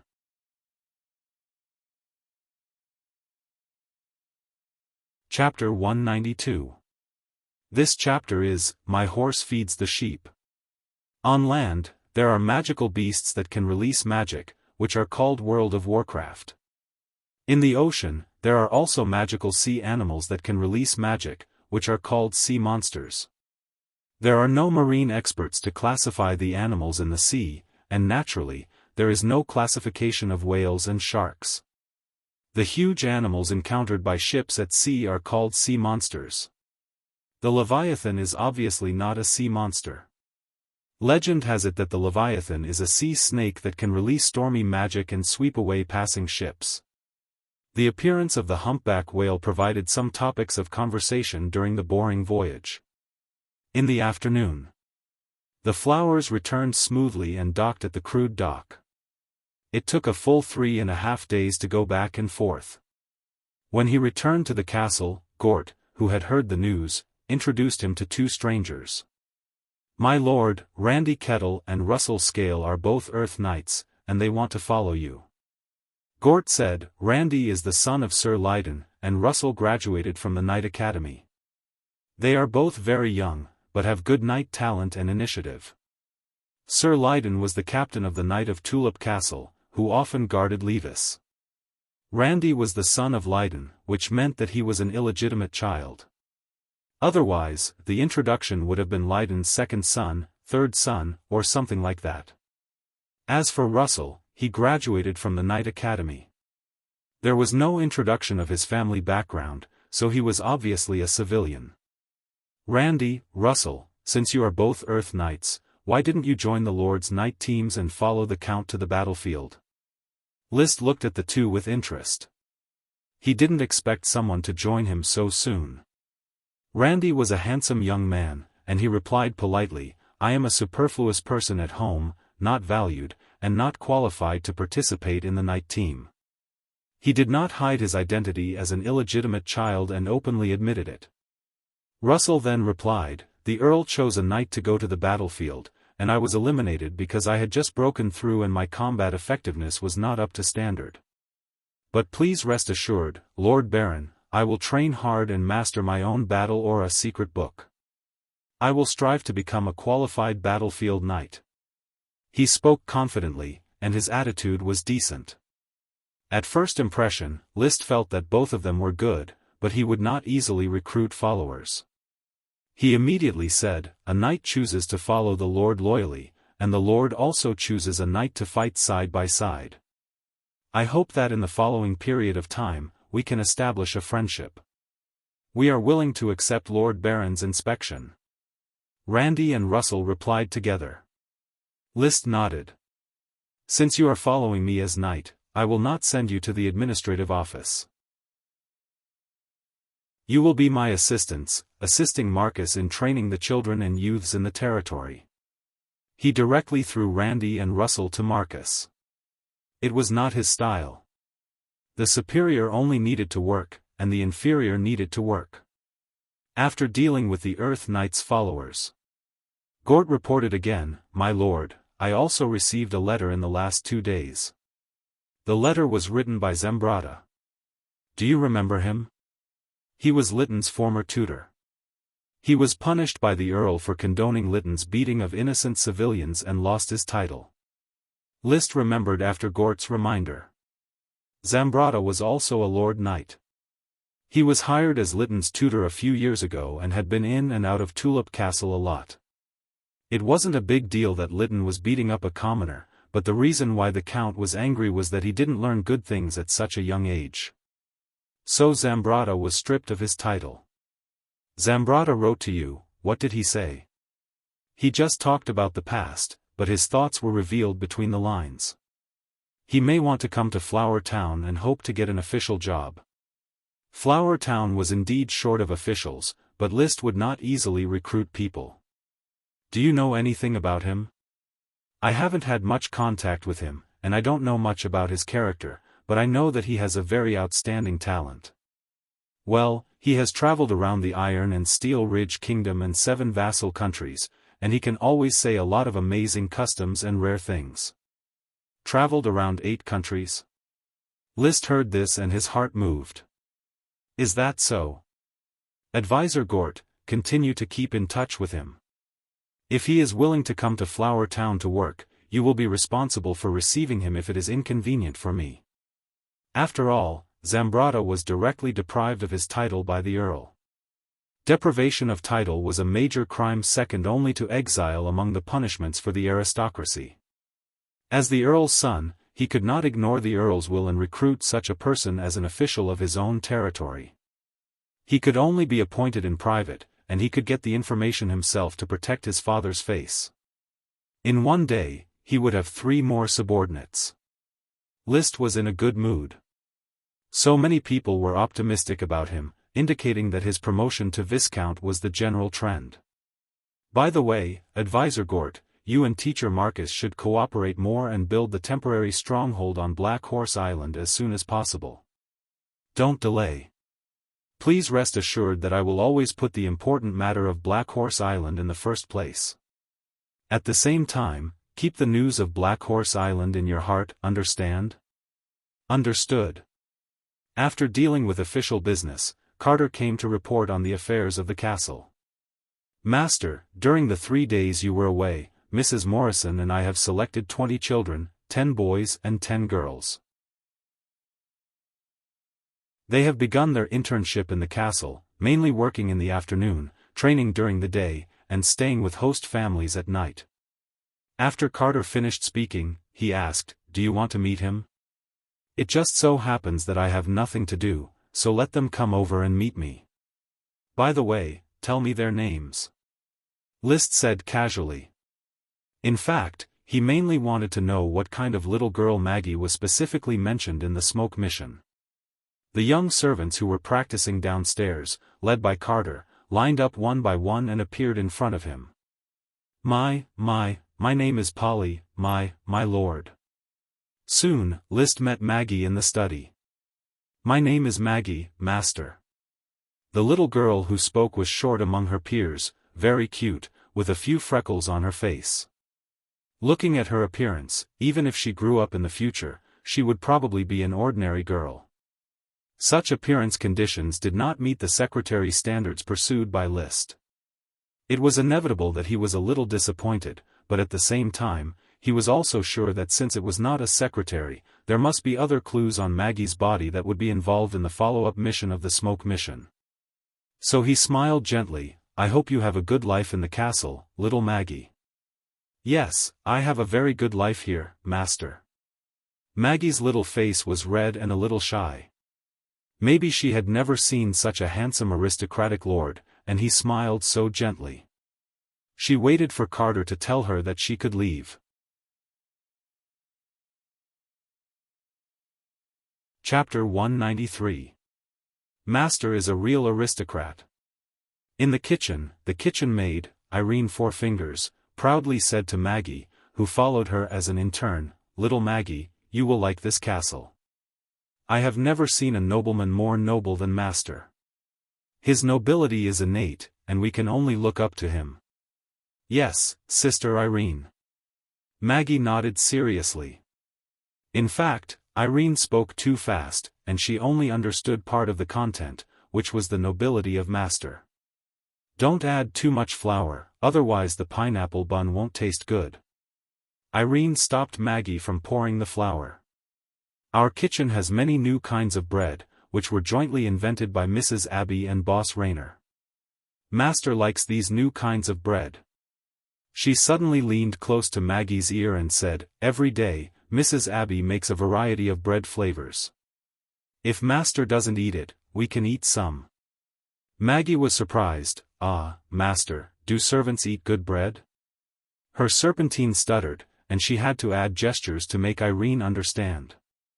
Humph, you will understand Master's kindness and generosity later. In fact, Maggie understood in the evening, because she was given a small piece of pineapple bun while eating in the kitchen. In the evening, the Lord invited 2 guests to a banquet and asked the kitchen to make a lot of bread. In the end, there was a lot left, so each servant could get a small piece. Compared with black bread, this characteristic white bread was simply the best food Maggie had ever eaten in her life. Little maids, little servants, keep up. Be careful of snakes on the road when it's dark. The patrol shouted. They were responsible for sending the young intern servants back to their respective host families at night. Maggie followed behind the patrol, feeling very at ease. She knew that the snakes were just to scare the children. Recalling the delicious pineapple bun, she kept whispering in her heart, "Praise Master." Then, she suddenly remembered that she had eaten the pineapple bun, but forgot to leave it for Mrs. Harriet's family. Although boarding was forced by the town's administrative office, Mrs. Harriet's family treated her very well.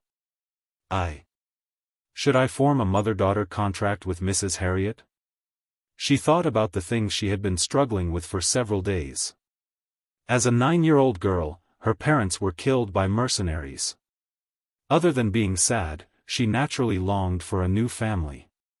But in her heart, she still worried about her sister, who was 10 years older than her, tall and had curly hair. She always remembered what her sister said when she left home, "Maggie, wait for me to come back, I will teach you magic, and we will be magicians together, magicians who can release fireballs." At that time, my sister was 15 years old, and her parents forced her to marry a crippled old man in the village. The next day, she left home without hesitation. Her sister had always been her most admired idol. "Maggie, you're back." Before she knew it, Maggie had returned to the town, and the kind Mrs. Harriet was standing at the door to greet her. "Oh yes, Mrs. Harriet, you needn't. Every day. It's okay, come in first." At night, the moon formed a crescent in the sky. Maggie lay in bed, thinking about Mrs. Harriet's kindness to her, thinking about the delicious food in the castle. Somehow, the appearance of her sister in her childhood suddenly became vague and distant, and some decisions quietly emerged in her mind. If Mrs. Harriet asks me again, I will say yes to her. She is like my mother. The morning air was fresh, and List greedily inhaled 2 more mouthfuls. Then he began his daily training in walking the dog, and then went on to inspect his territory. He didn't like to make friends. Several aristocrats in North Valley City sent him birthday banquets, aristocratic gatherings, and so on. At most, he sent people to send some gifts, but he didn't go in person. This was a low-key way. After all, the heir of Coral Island was his brother Levis. It was not convenient for him to be too close to other aristocrats. Black Dragon held its head high and stepped on the gravel road. It still didn't know that its status was facing collapse. Perhaps when Black Horse Island came out, it would understand that the king was the king, whether it was yesterday or tomorrow. Your uncle will always be your uncle. The town lacks stonemasons to carve and polish stones. Otherwise, the roads in the town could be paved with slabs, and the roads in the castle could also be paved with slabs. Accompanying List was Isaiah, who reported the progress of various projects in Flower Town in his capacity as an administrative officer. The stone road is a big project, and the town's manpower should be used in more urgent ways. Yes, sir. At present, the autumn harvest has been completed, and the roads and houses have been completed. I am arranging for the serfs to concentrate on reclaiming the wastelands of the settlements, and waiting for the next batch of 1,000 serfs to be transported. These farmlands can be taken over smoothly and sown directly next spring. How is the expansion of the flame mushroom shed going? It has been expanded by 20 mu, and the total area has reached 50 mu. The serfs are skilled in growing flame mushrooms, and the current output has doubled compared to the beginning. It is expected that in a month, the new shed will double the output again. Isaiah replied happily. But he also raised his doubts. Sir, is the income from the flame mushroom processing workshop directly credited to the castle without going through the town's administrative office? No, but the tax and welfare issues of the shiitake serfs will be uniformly arranged by the town's administrative office, and then subsidized by the castle. The flame mushroom magic potion has entered List's stomach, and no one has yet to find out that he has become an elite Earth Knight. Isaiah did not ask any more questions. When it comes to magic potions, it is normal for the Lord to not want others to intervene. The group unknowingly came to the Garden of Thorns. The thorn's worm stalk has grown into a 4-meter-high thorny tree with luxuriant branches and leaves, very eye-catching. 2/3 of the surrounding clusters are fast-growing magic thorns, and the remaining 1/3 are fast-growing iron thorns. Only a small area is left for ordinary fast-growing thorns as a memento. It is unknown if there are new mutated thorns born. Without waiting for List to ask, Isaiah said, "My lord, the Garden of Thorns originally had 180 acres of land.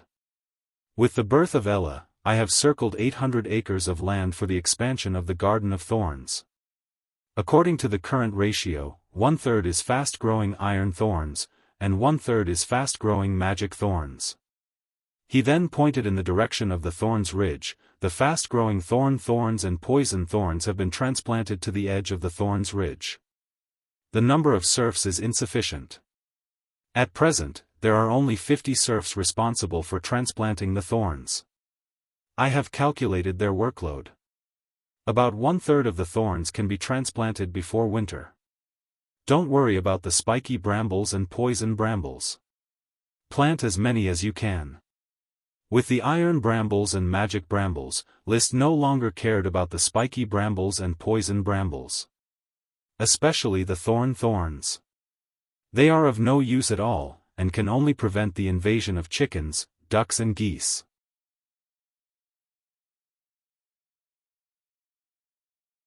Chapter 194. Whoa! Whoa!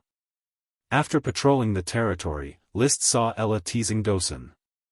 This lively and active elf liked to fly inside and outside the castle. It had a very overbearing temper.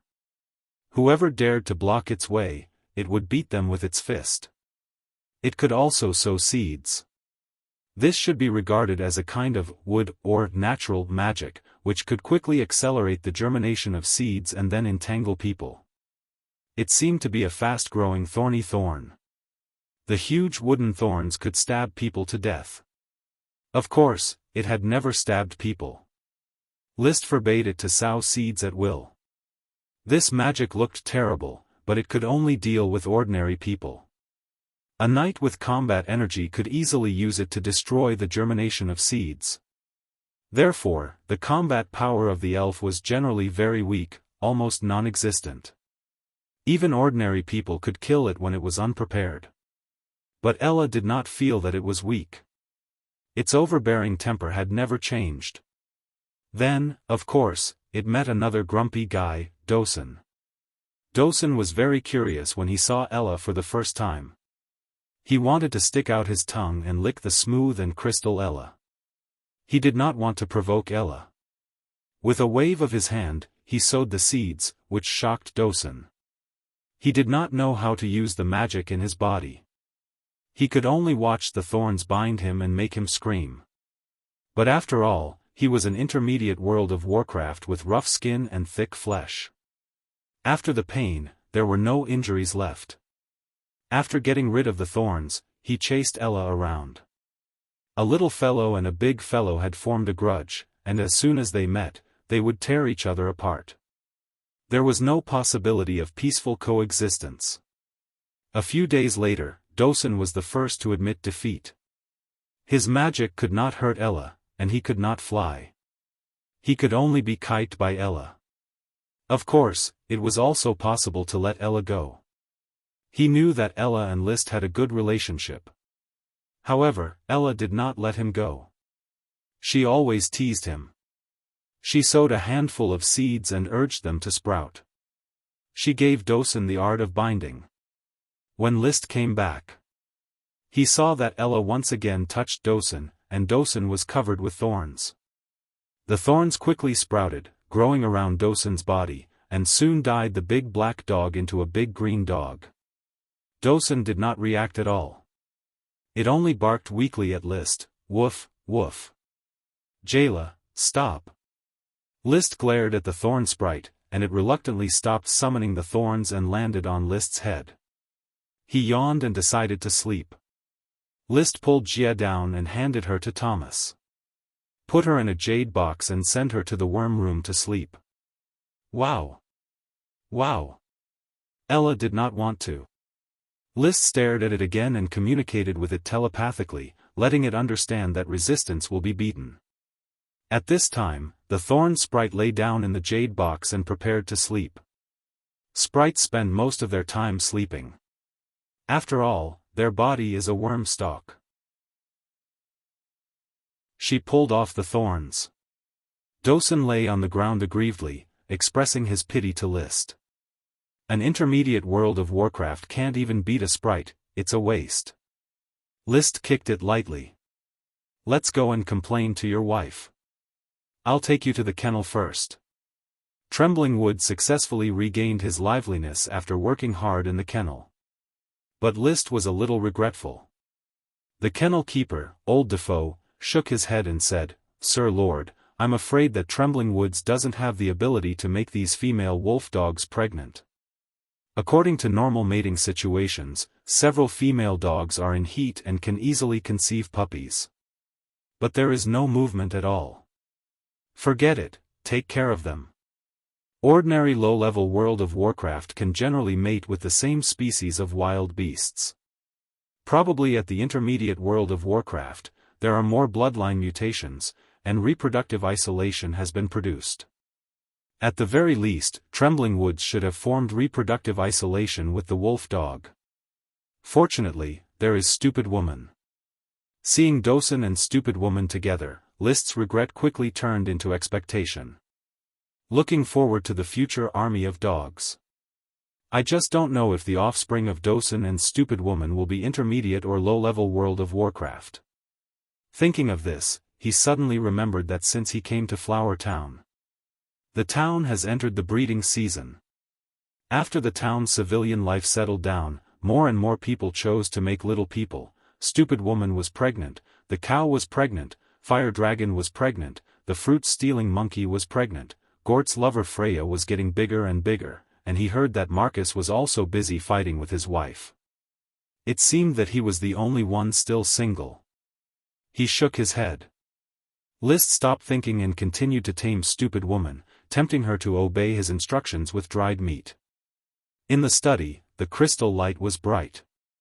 There were several night novels on the table, and Liszt was casually flipping through them, recording something on a piece of thick bast paper from time to time. There was a knock on the door. Carter came in with a cup of milk tea. "Master, Mrs. Morrison brewed milk tea, I put it on the table for you." Liszt did not look up and continued to write and draw. "Okay. Mr. Burnell wants to report to you on the progress of the flower soap. Invite him in." A moment later, Burnell was led into the study by Carter. He knew that Liszt did not like nonsense, so after a salute, he said directly, "My lord, I have completed the transformation process of the flower soap and can be put into mass production. At the current speed of the soap workshop, with a sufficient supply of raw materials, we can produce 50 pieces of flower soap a day. What are you waiting for? Starting tomorrow, full production will begin immediately." After sending Burnell away, List called Sherlock of the Thorns Caravan. Have you tried the flower soap of the soap workshop? Not yet, my lord. The effect is very good. You can try it once and then summarize its benefits. I will give you a batch of flower soap.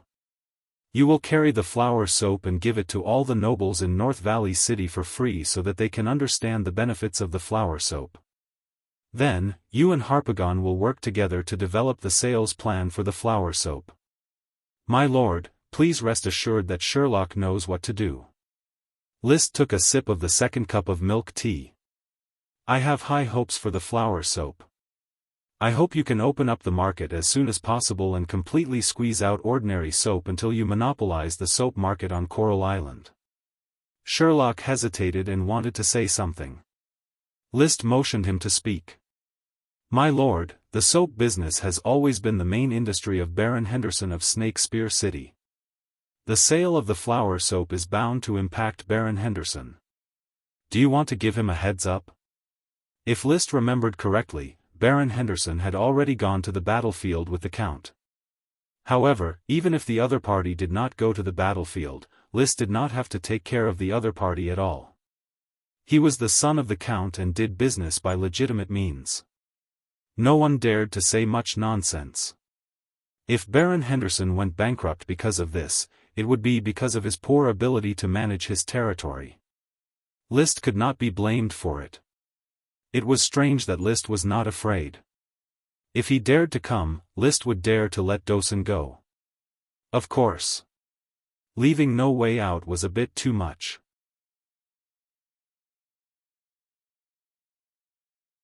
Chapter 195.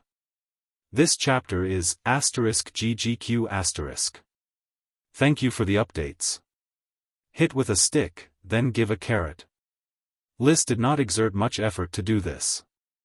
The world had vast resources, but the resources that could be controlled were limited and needed to be competed for. On the Coral Island, if List did not compete for resources and channels, he would not be able to develop. Benevolence was for the common people to hear.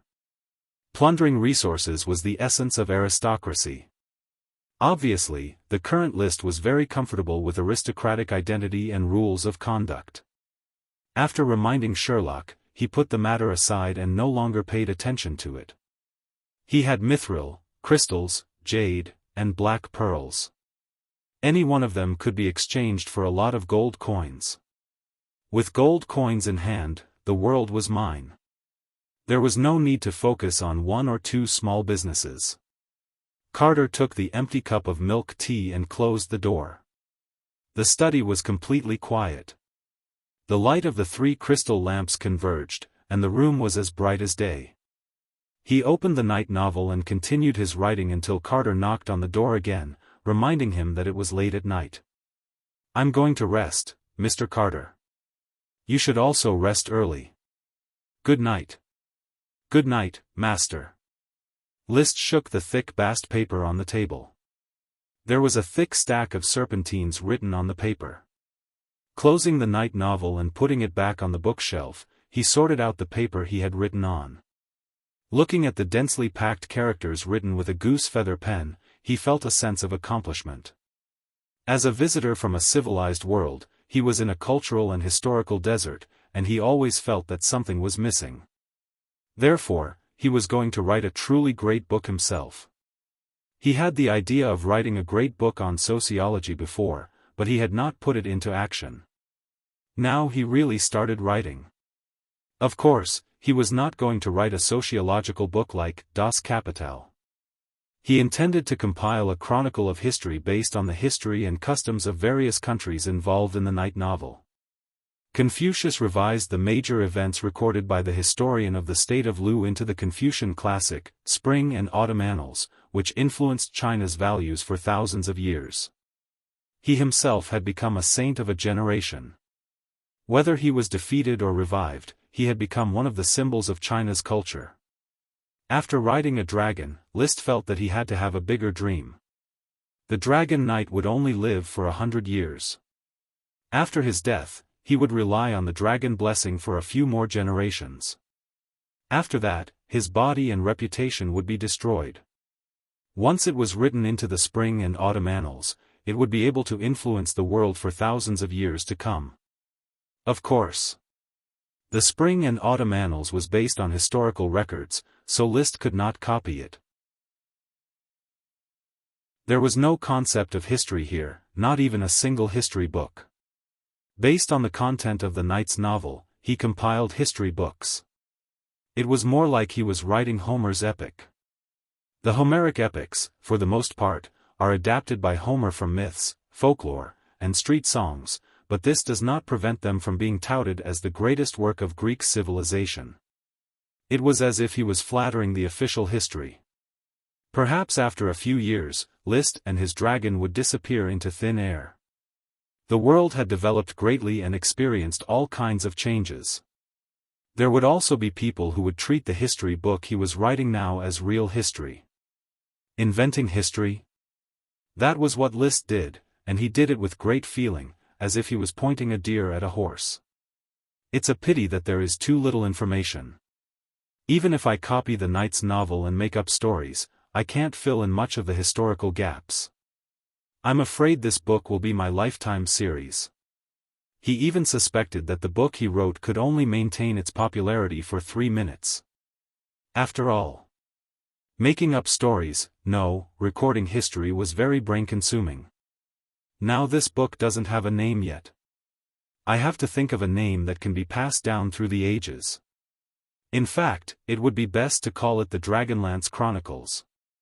The dragon and the knight's lance are very much in line with the characteristics of this world.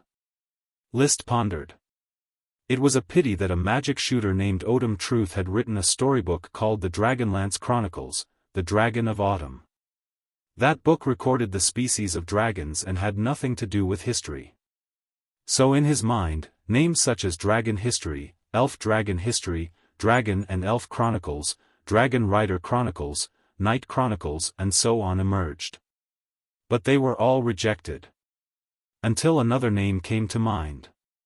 The dragon fights in the wild. He chewed on these 4 words and felt very emotional.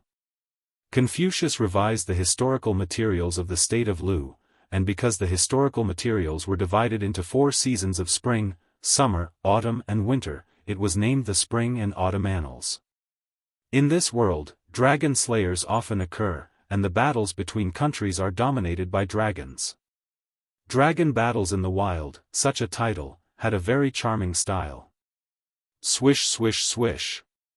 Lifting the quill pen, he wrote the title of the book directly on the thick bast paper. After writing, he put all the thick bast paper into the gem space to prevent it from decaying over the years. The white paper was not ready to be developed yet, and the thick bast paper would not be kept for long. After all, this history book was a lifetime series. He resisted the ambition to continue inventing history. He got up and stretched and left the study. Just a few days after Liszt was obsessed with making history. Under the leadership of Bernal, the soap workshop was producing flour soap at full capacity every day. Soap and soap had been forgotten in the corner. Expensive soap powder and cheap pig pancreas were constantly refined, mixed, and pressed into pieces of pink and fragrant flour soap. The finished flour soap was quickly sent to the Thorns caravan. Sherlock was a very thoughtful businessman. Old Grandette had become an official and Harpagon had taken over the huge flour caravan. Only he was still in the Thorns caravan. He was not willing to fall behind, so he spent a lot of effort on selling flour soap, trying to become famous. Let the Lord see his ability. To this end, he specially invited a carver from the North Valley city, an advanced profession of carpenter, responsible for carving exquisite patterns on wood. He asked the carver to carve a tulip on the front of the soap, and then engraved flour soap in serpentines. On the back, there was a line of small serpentines, Flour Town Specialty Soap, the work of soap master Bernal. Then, he also specially asked the town's carpenter shop to make a soap box containing the flour soap, with a black tulip painted on it, and the name of the soap. With such a decoration, the grade of the flour soap immediately rose several levels. In this way, The flower soap is not only a piece of soap, but also a product that represents status. I believe the nobles will like it. Sherlock presented the beautifully packaged flower soap to Liszt for inspection. Unsurprisingly, it received very high praise from Liszt. The Lord also called him a natural businessman. Excitement surrounded Sherlock. He could not wait to take this batch of exquisite flower soap and visit the nobles of North Valley City under the banner of Liszt.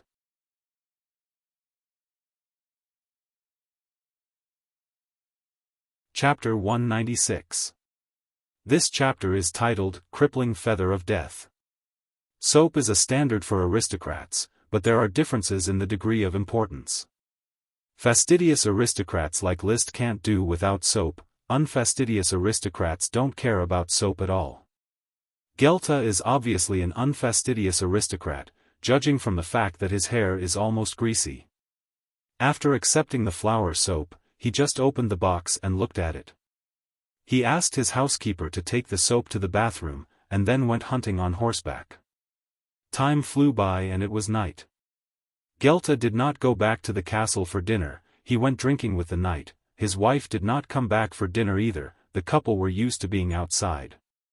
It was not until the moon rose that his wife withdrew from the aristocratic society and yawned back to the castle. Is the master back yet? The master hasn't come back yet, madam. All he knows is to drink outside all day. Forget it, Leah, help me with the bath. The madam complained and ordered the maid to help her prepare the bath water. A moment later, she went into the bathroom. But soon she shouted again, Leah, Leah, damn it, where's my soap? Leah ran in a panic, madam, the soap is in the wooden box on your left. She said, holding up the wooden box with the black tulip, opened the lid, and revealed the pink flower soap inside. When did you change the soap? The madam frowned, her tone revealing anger. She was used to using the kind of soap with a rough surface and pinched soap powder. It was the first time she saw this kind of soap and she felt uncomfortable. Most importantly, without her permission, she had replaced the items she liked to use. Leah quickly explained, it's the master received a new type of soap from Flower Town today, so he replaced it with this kind of flower soap. Sent from Flower Town? The madam was stunned, picked up the flower soap, and a handsome face that made women jealous appeared in her mind. The town of Baron Liszt, that young man, always likes to tinker with something new. Okay, you go down. Leah, who left the bathroom, breathed a long sigh of relief. In the bathtub, the steam of hot water lingered. Holding the flower soap, the lady did not know what to think, and her eyes gradually blurred. She dipped the flower soap in water and began to apply it to her body. She only felt that the soap, which should have a rough friction feeling, was extremely smooth, and there were a lot of bubbles directly. When women take a bath, they like the foam. She unconsciously reached out and touched her skin with the flower soap. She was over 40 years old, and her skin was gradually loose and her pores began to expand. But at this moment, under the lubrication of the flower soap, it was as delicate as a baby. It attracted her to keep stroking and rubbing on his skin. This feeling was exceptionally wonderful, and the bubbles that rose up added a lot of charm to the atmosphere. She didn't know how many times she had rubbed it, but she began to rinse the bubbles away with water. His skin was clean and clean. Candles were lit in the bathroom. The light wasn't too bright, but she could still see that her skin was fairer than usual. In particular, the feeling of cleanliness was something that couldn't be seen in the past. It was like using soap in the past only to clean the surface. Now with the flower soap, the deepest part of the skin is cleaned. I've never felt so comfortable before. She held a small piece of flower soap, and the more she looked at it, the more she liked it. It's much better than soap, I like this feeling. She used to take a bath in half an hour. This time, she asked the maid to add hot water twice and washed for a whole hour. When she washed her body and wrung out her hair, even the maid who put on her pajamas felt different. Madam, you look a lot younger tonight, it's so beautiful. It was hard to say whether the madam was beautiful or not, but when Leah touched the madam's skin, she felt tight. It used to be loose, but today it became tight. The contrast was quite strong. The madam was in a good mood. It's amazing, isn't it, Leah? It's hard to believe that a piece of flower soap made me feel young again. Is this flower soap really so magical? Of course it's magical, just like List in Flower Town, full of magic. Seafood, intermediate world of Warcraft, thorn sprites, scrambled eggs and egg soup, and all kinds of bread. As many nobles say, Flower Town is a place blessed by the glory of the night. Leah had followed Madame to the Flower Town and had tasted the new food. The Flower Town is indeed a different place. After combing her hair, the Madame touched her face, admired it in the crystal mirror for a moment, and then got up and left the bathroom. She called the housekeeper and said, "Remember to let the master bathe with flower soap when he comes back." "Yes, madam." Gelta came back late, still drunk, and took a bath with the help of the manservant. The servant used the flower soap for him according to the madam's instructions. However, he did not have the patience to wash himself well with the flower soap. He just hurriedly wiped himself a few times and flushed. Entering the bedroom, he saw the madam holding a thick bast paper bill, checking the income of the town's manor. He felt as if he was in a trance. His old and ugly wife seemed to give him an illusion of radiance tonight. He shook his head to get rid of the illusion. "I'll see it during the day, go to bed early." He lay in bed, reminded her, and then glanced at his wife's arm, which looked much more white and tender. He couldn't help but reach out and touch it. In an instant, the original impression of relaxation was replaced by a tight touch in his hand, and he couldn't help but make a strange, "oh" sound. His body seemed to be touched, perhaps the alcohol had played a role, but he had a long-lost libido. The hand also climbed up the already crooked mountain peak. "I'll go to sleep after I see it, what's wrong?" The madam was a little surprised by the sudden attack on her chest. Today was not the day when taxes had to be paid every month. "Nothing." Gelta said nothing, but his body did not stop and directly pressed down on his wife. Despite feeling strange, the madam did not push her husband away, but threw away the thick bast paper and began to respond to Gelta's initiative. This kind of initiative seen, with the passage of time, is almost rare. A few minutes later, everything was calm. Gelta rolled over and lay on the bed. He was so tired that he gasped for air and fell into a deep sleep. Beside him, the madam breathed a long sigh of relief and covered her husband with a quilt. Then, taking advantage of the aftermath that had not calmed down, she fiddled with it for a while to solve her worries and troubles. After calming down, she touched her tightened skin, and a smile appeared on the corner of her mouth. "The bathroom has to be stocked with flower soap." She turned and blew out the candle.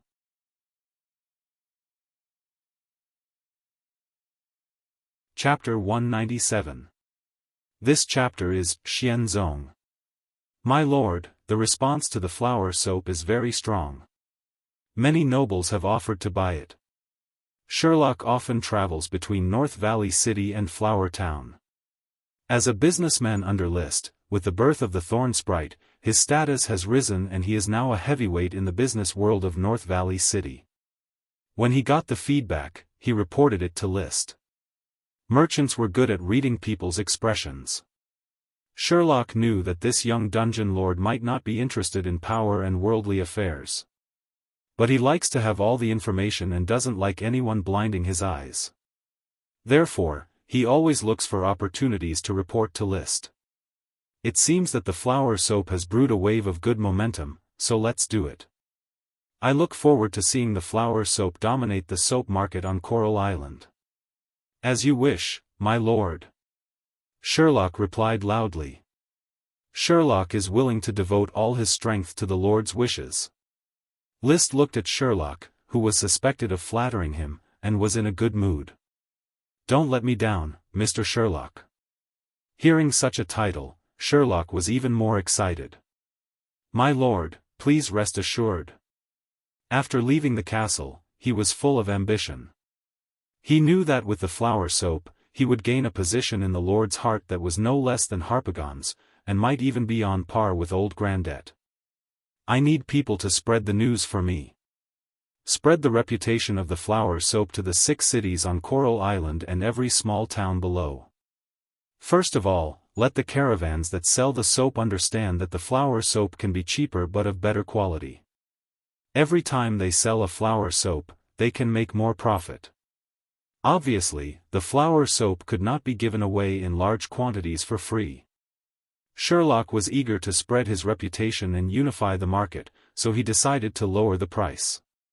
Any advertising effect was not as good as letting the seller make more money. What? Flower soap, which is better than scented soap, is only 1 silver coin and 50 copper coins. A traveling merchant shouted in surprise. That's right. If you want to purchase the soap from Baron Henderson, you'll need 1 silver coin and 80 copper coins. You'll only be able to earn 20 copper coins by reselling it. But if you sell the flower soap, you will earn 50 copper coins, which is equivalent to selling 2.5 pieces of soap. You can calculate this account yourself. But is flower soap really that good? The nobles of North Valley City have already used it, and everyone is praising it. You can feel free to ask around. In addition, I have a piece of used flower soap here. I can let you try it once. Of course, the traveling merchant would not believe Sherlock's words, so he fetched some water and tried the flower soap. Super foam, smooth texture, clean effect, and the experience of tightening the skin after use, all let the pedicure merchant understand that flower soap is indeed better than ordinary soap. Replacing scented soap with flower soap will undoubtedly succeed. Sherlock added, if you plan to order, you have to make a decision quickly. The soap workshop in Flower Town has limited output. When the aristocrats are competing for the flower soap, maybe we will raise its price. The price increase defeated the last hesitation of the pedicure merchant. He gritted his teeth and nodded. So, Captain Sherlock, I want to order 5. No, I want to order 10 pieces of flower soap. With a snap of his fingers, Sherlock wrote down the pedicure merchant's order on thick bast paper. A wise decision. Then he collected the deposit from the pedicure merchant and agreed to deliver the soap in 3 days. He got up and left. Holding the thick bast paper tightly in his hand, there were 7 orders written on it, belonging to the 7 pedicure merchants of North Valley City. They mainly operated the trade routes in the small towns around North Valley City. And these 7 pedicure merchants ordered a total of 58 pieces of flower soap. There were also many aristocrats who ordered flower soap directly, bypassing the pedicure merchants. For example, the butler of Baron Gelta ordered 8 pieces of flower soap from him. Captain Sherlock, we have a perfect start. Flower soap will become a luxury pursued by the aristocracy. They will not be able to live without flower soap in the future. The deputy said cheerfully. Sherlock smiled reservedly. According to the usage of soap, North Valley City can sell 300 pieces of soap a month. Snake Spear City, Gravel City, Elm City, and White Birch City are about the same, adding up to 1,500 pieces of soap. Coral City has the most aristocrats, lord, knight, and knight, as well as those rich freedmen, who use at least 2,000 pieces of soap a month. In other words, flower soap will unify the soap market. On Coral Island, 3,500 pieces of soap can be sold a month, plus at least 300 pieces can be sold on Beer Island, as well as Flower Town's own use. The monthly shipment is close to 4,000 pieces. 4,000 pieces of flower soap. Sherlock thought of such a picture and couldn't help but grin. 1 piece of flower soap, 1 silver coin plus 50 copper coins, that's a full, he couldn't figure it out. He simply counted his fingers and finally came up with a monthly sales of 6,000 silver coins. The cost of flower soap is only 40 copper coins, which means that he can earn 4,400 silver coins a month. With the unification of the flour soap market, the price can be raised to 1 silver coin plus 80 copper coins, which is the original wholesale price of the soap. As for the cost, as long as Baron Henderson is squeezed out, the price of soap powder can be further reduced. He roughly estimated that it can be compressed to 30 copper coins. The net profit of 1 flour soap is 1 silver coin plus 50 copper coins, and the total monthly profit reaches 60 gold coins. He can earn 2 gold coins a day.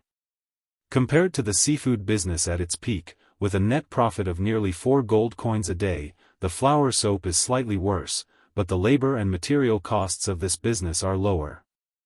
Moreover, the flour soap business is led by me. Whether it is the Thorns caravan or the flour caravan, they must cooperate with me. With this confidence, Sherlock met Harpagon, who had rushed over from Coral City, and discussed with him how to unify the Coral Islands market. But Sherlock never thought that Harpagon would also come prepared. The little Kerchief Island fellow squinted at him. "Sherlock, your vision is too narrow. Unifying the Coral Island market is not a skill. With the advantages of the flour soap, it doesn't take much action to slowly eliminate ordinary soap. I think we should look to the outer islands and civilians." "Outer islands? Civilians?" Sherlock was stunned. The flour soap can be made into a specialty of Coral Island and sold to the outer islands with the help of Tulip Castle and Beer Castle.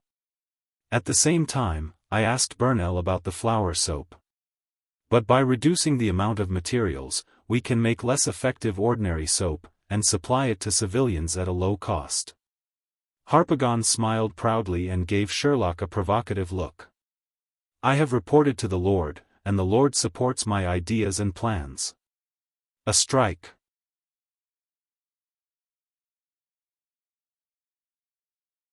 Chapter 198. Harpagon is much bolder than Sherlock. He is more far-sighted and has a fighting spirit. After Captain Costo becomes proficient in sailing, I intend to let Harpagon preside over the sea trade. Castle study at night. List and Butler Carter each had a glass of red wine, slowly tasting it, and chatting about the past, present, and future. Carter's hair was a lot grayer, but his spirit was much better than when he first arrived in Flower Town. "Master, isn't it too big of a step to carry out cross-sea trade now? Now I'm just using the foreign trade channels of Tulip Castle and Beer Castle to build channels belonging to Flower Town. I'm not in a hurry to take over these channels." List smiled slightly. "Flower Town is only temporary. In the near future, I will have my own city or island." He took a sip of red wine and went on to say, "I can't always be sheltered under the wings of the family. Father may not mind, but Levis and Lytton will always have something to say. It turns out that your eyes have seen more. Master, please forgive my short-sightedness. Seeing far is one thing, and doing well in the present is another. I need you to remind me often, Mr. Carter." The master and servant flattered each other, and the atmosphere was harmonious. A moment later, the topic turned to flour soap. Carter was filled with emotion. "I was very surprised to hear your conversation with Mr. Harpagon. I didn't expect flour soap to be so popular and occupy such a huge market." "Popularity is to be expected," List said calmly.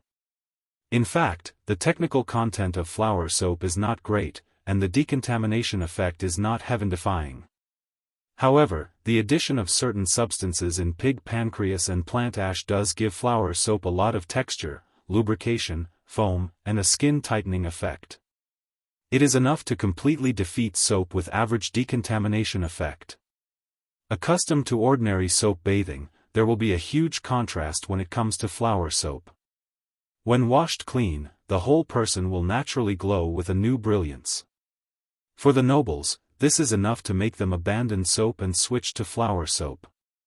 As for the use of flour soap, it can also arouse the husband's sexual interest, which only Madame Gerda knows. It is estimated that no one else understands.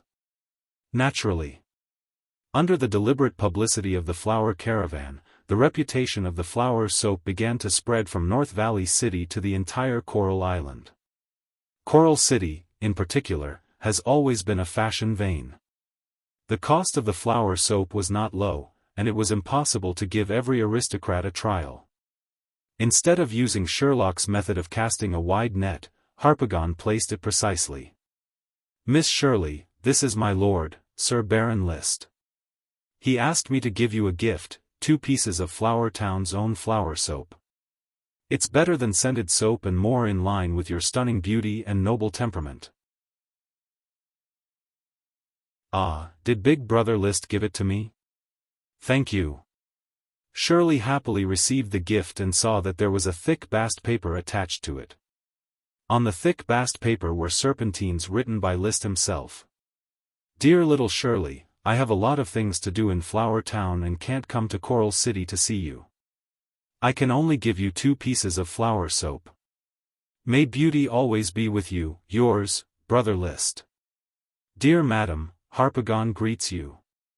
"Harpagon, captain of the flower caravan, did List send you?" Madam Penelope received Harpagon. "Lord Baron List misses you very much. He sent me to bring you 2 pieces of Flower Town's flower soap. I hope you like it." Harpagon said respectfully, "Lord Baron said that if you like it, you can always send someone to tell the caravan that the flower soap will be supplied to you free of charge." "Specialty flower soap? It's a kind of soap?" Madam Penelope was not a little girl like Shirley. Her eyes moved and she understood everything. This boy is getting more and more shrewd. No wonder he looks like Melissa. This shrewdness is worthy of being the grandson of Marquis Merlin. Harpagon smiled awkwardly and did not answer. He did not dare to evaluate a noble or his lord. Madam Penelope said, "Well, I accept the gift. If they are really good, I will put in a good word for him.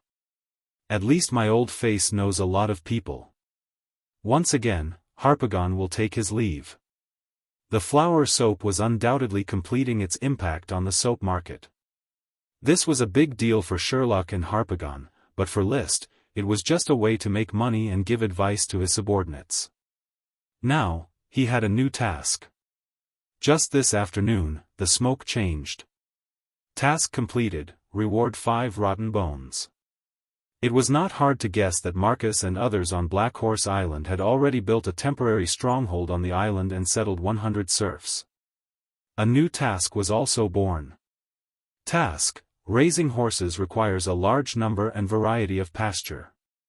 Black Horse Island is not suitable for growing more pasture at present. Why not cultivate corn grass in Flower Town to increase nutrition for the black-blooded horse herd?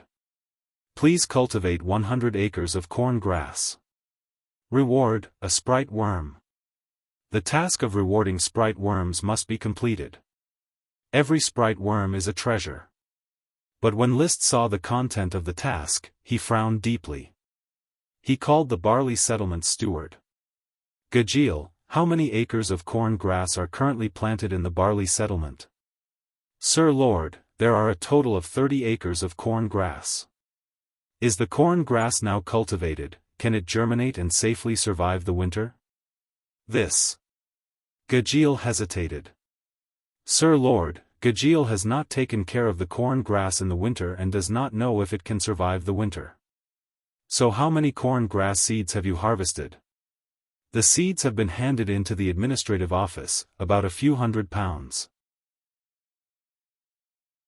Much of the corn grass is directly cut down for grazing, and only a small part is used for seeds. List looked at the weather outside. It was almost late autumn, and the weather was no longer warm. Such a climate was not suitable for farming crops, but the smoke task was placed here.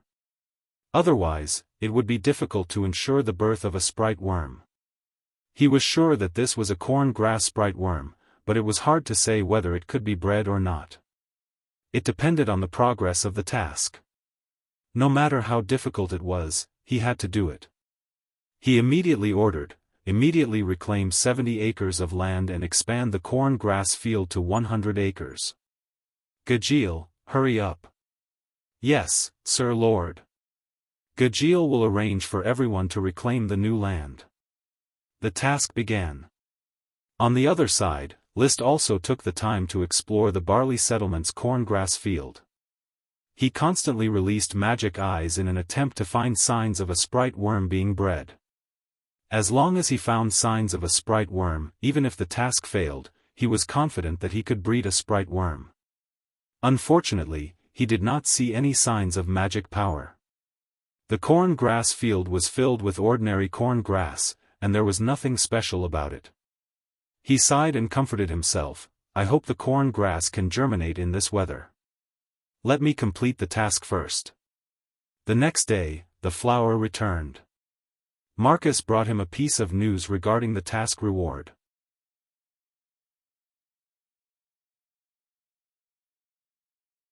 Chapter 199. What kind of bone do you think it is?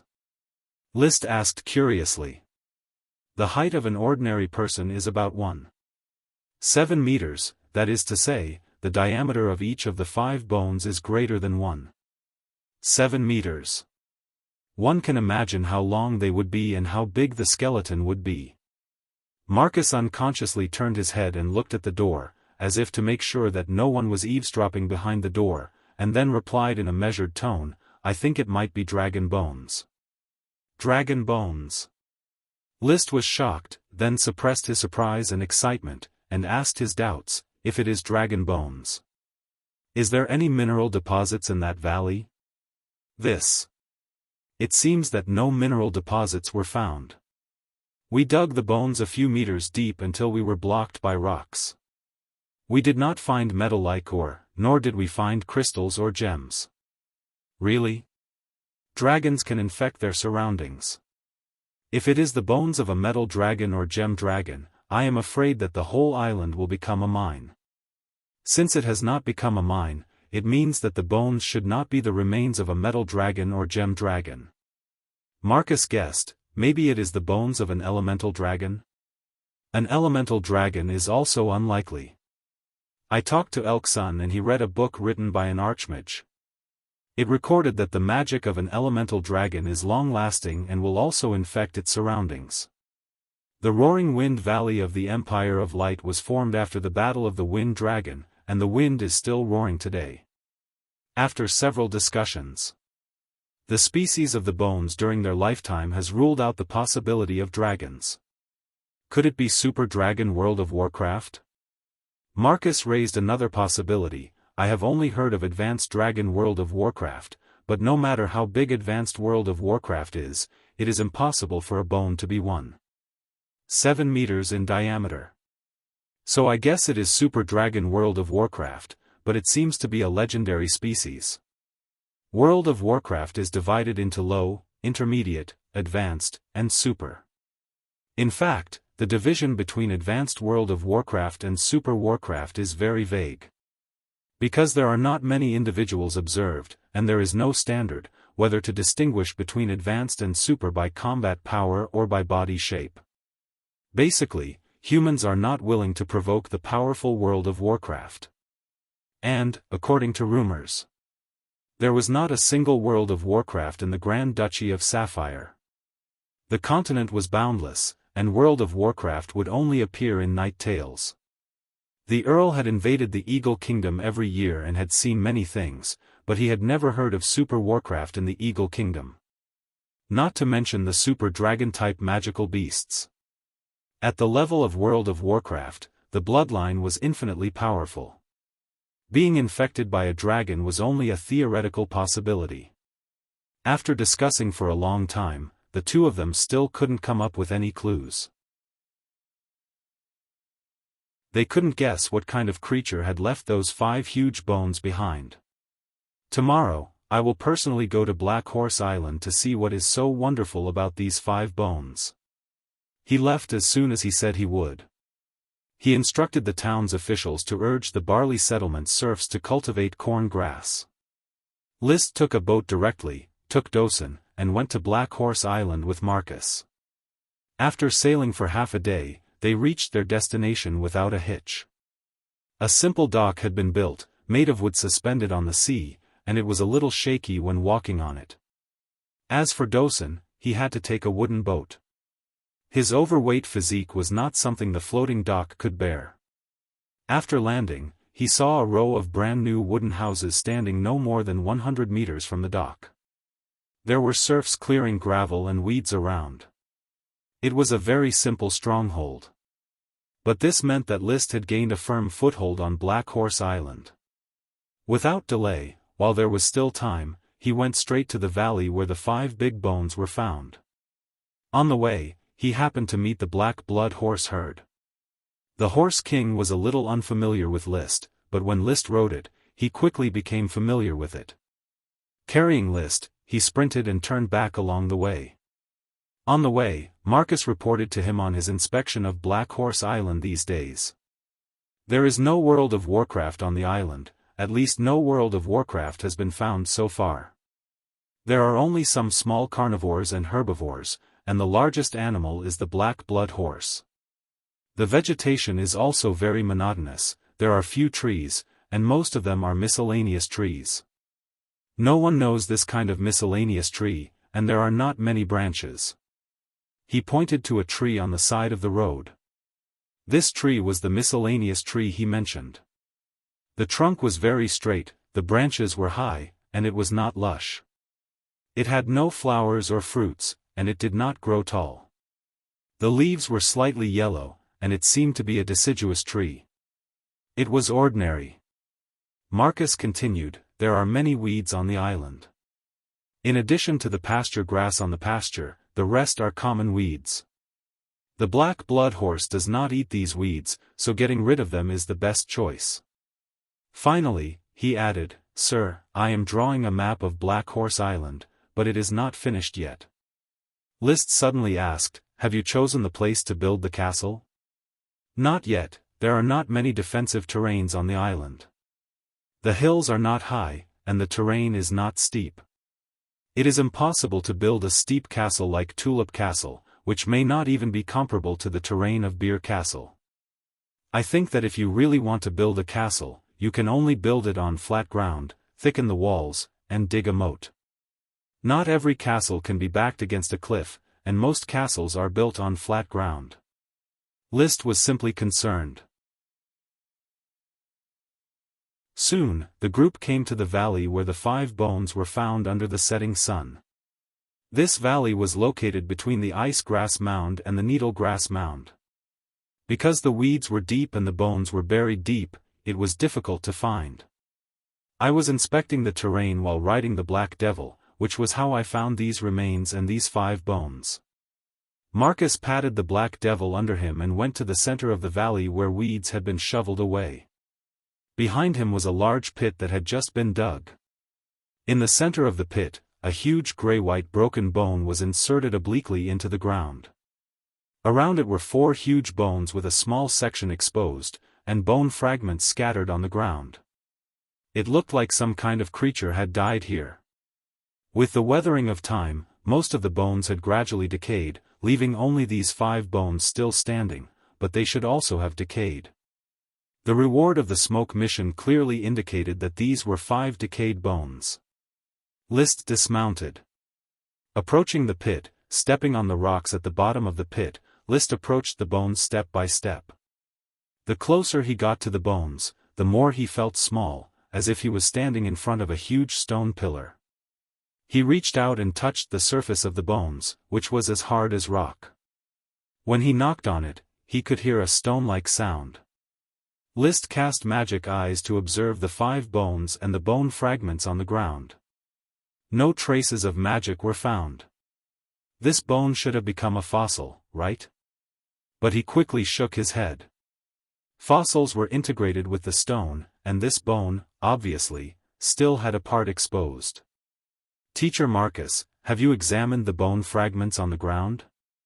Hard, suitable for making fine bone tools. Marcus responded briefly. Fine bone tools, enough to show the quality of the bones, at least at the low-level World of Warcraft level. Bang bang bang. Liszt knocked the bones again. For a time, apart from being shocked, he was left scratching his head. He didn't know what the smoke mission reward of these 5 bones was for, you're tuning in to the Xiaofan's Wuxia Tales YouTube channel. Don't forget to subscribe and join us on this journey to catch the most captivating stories.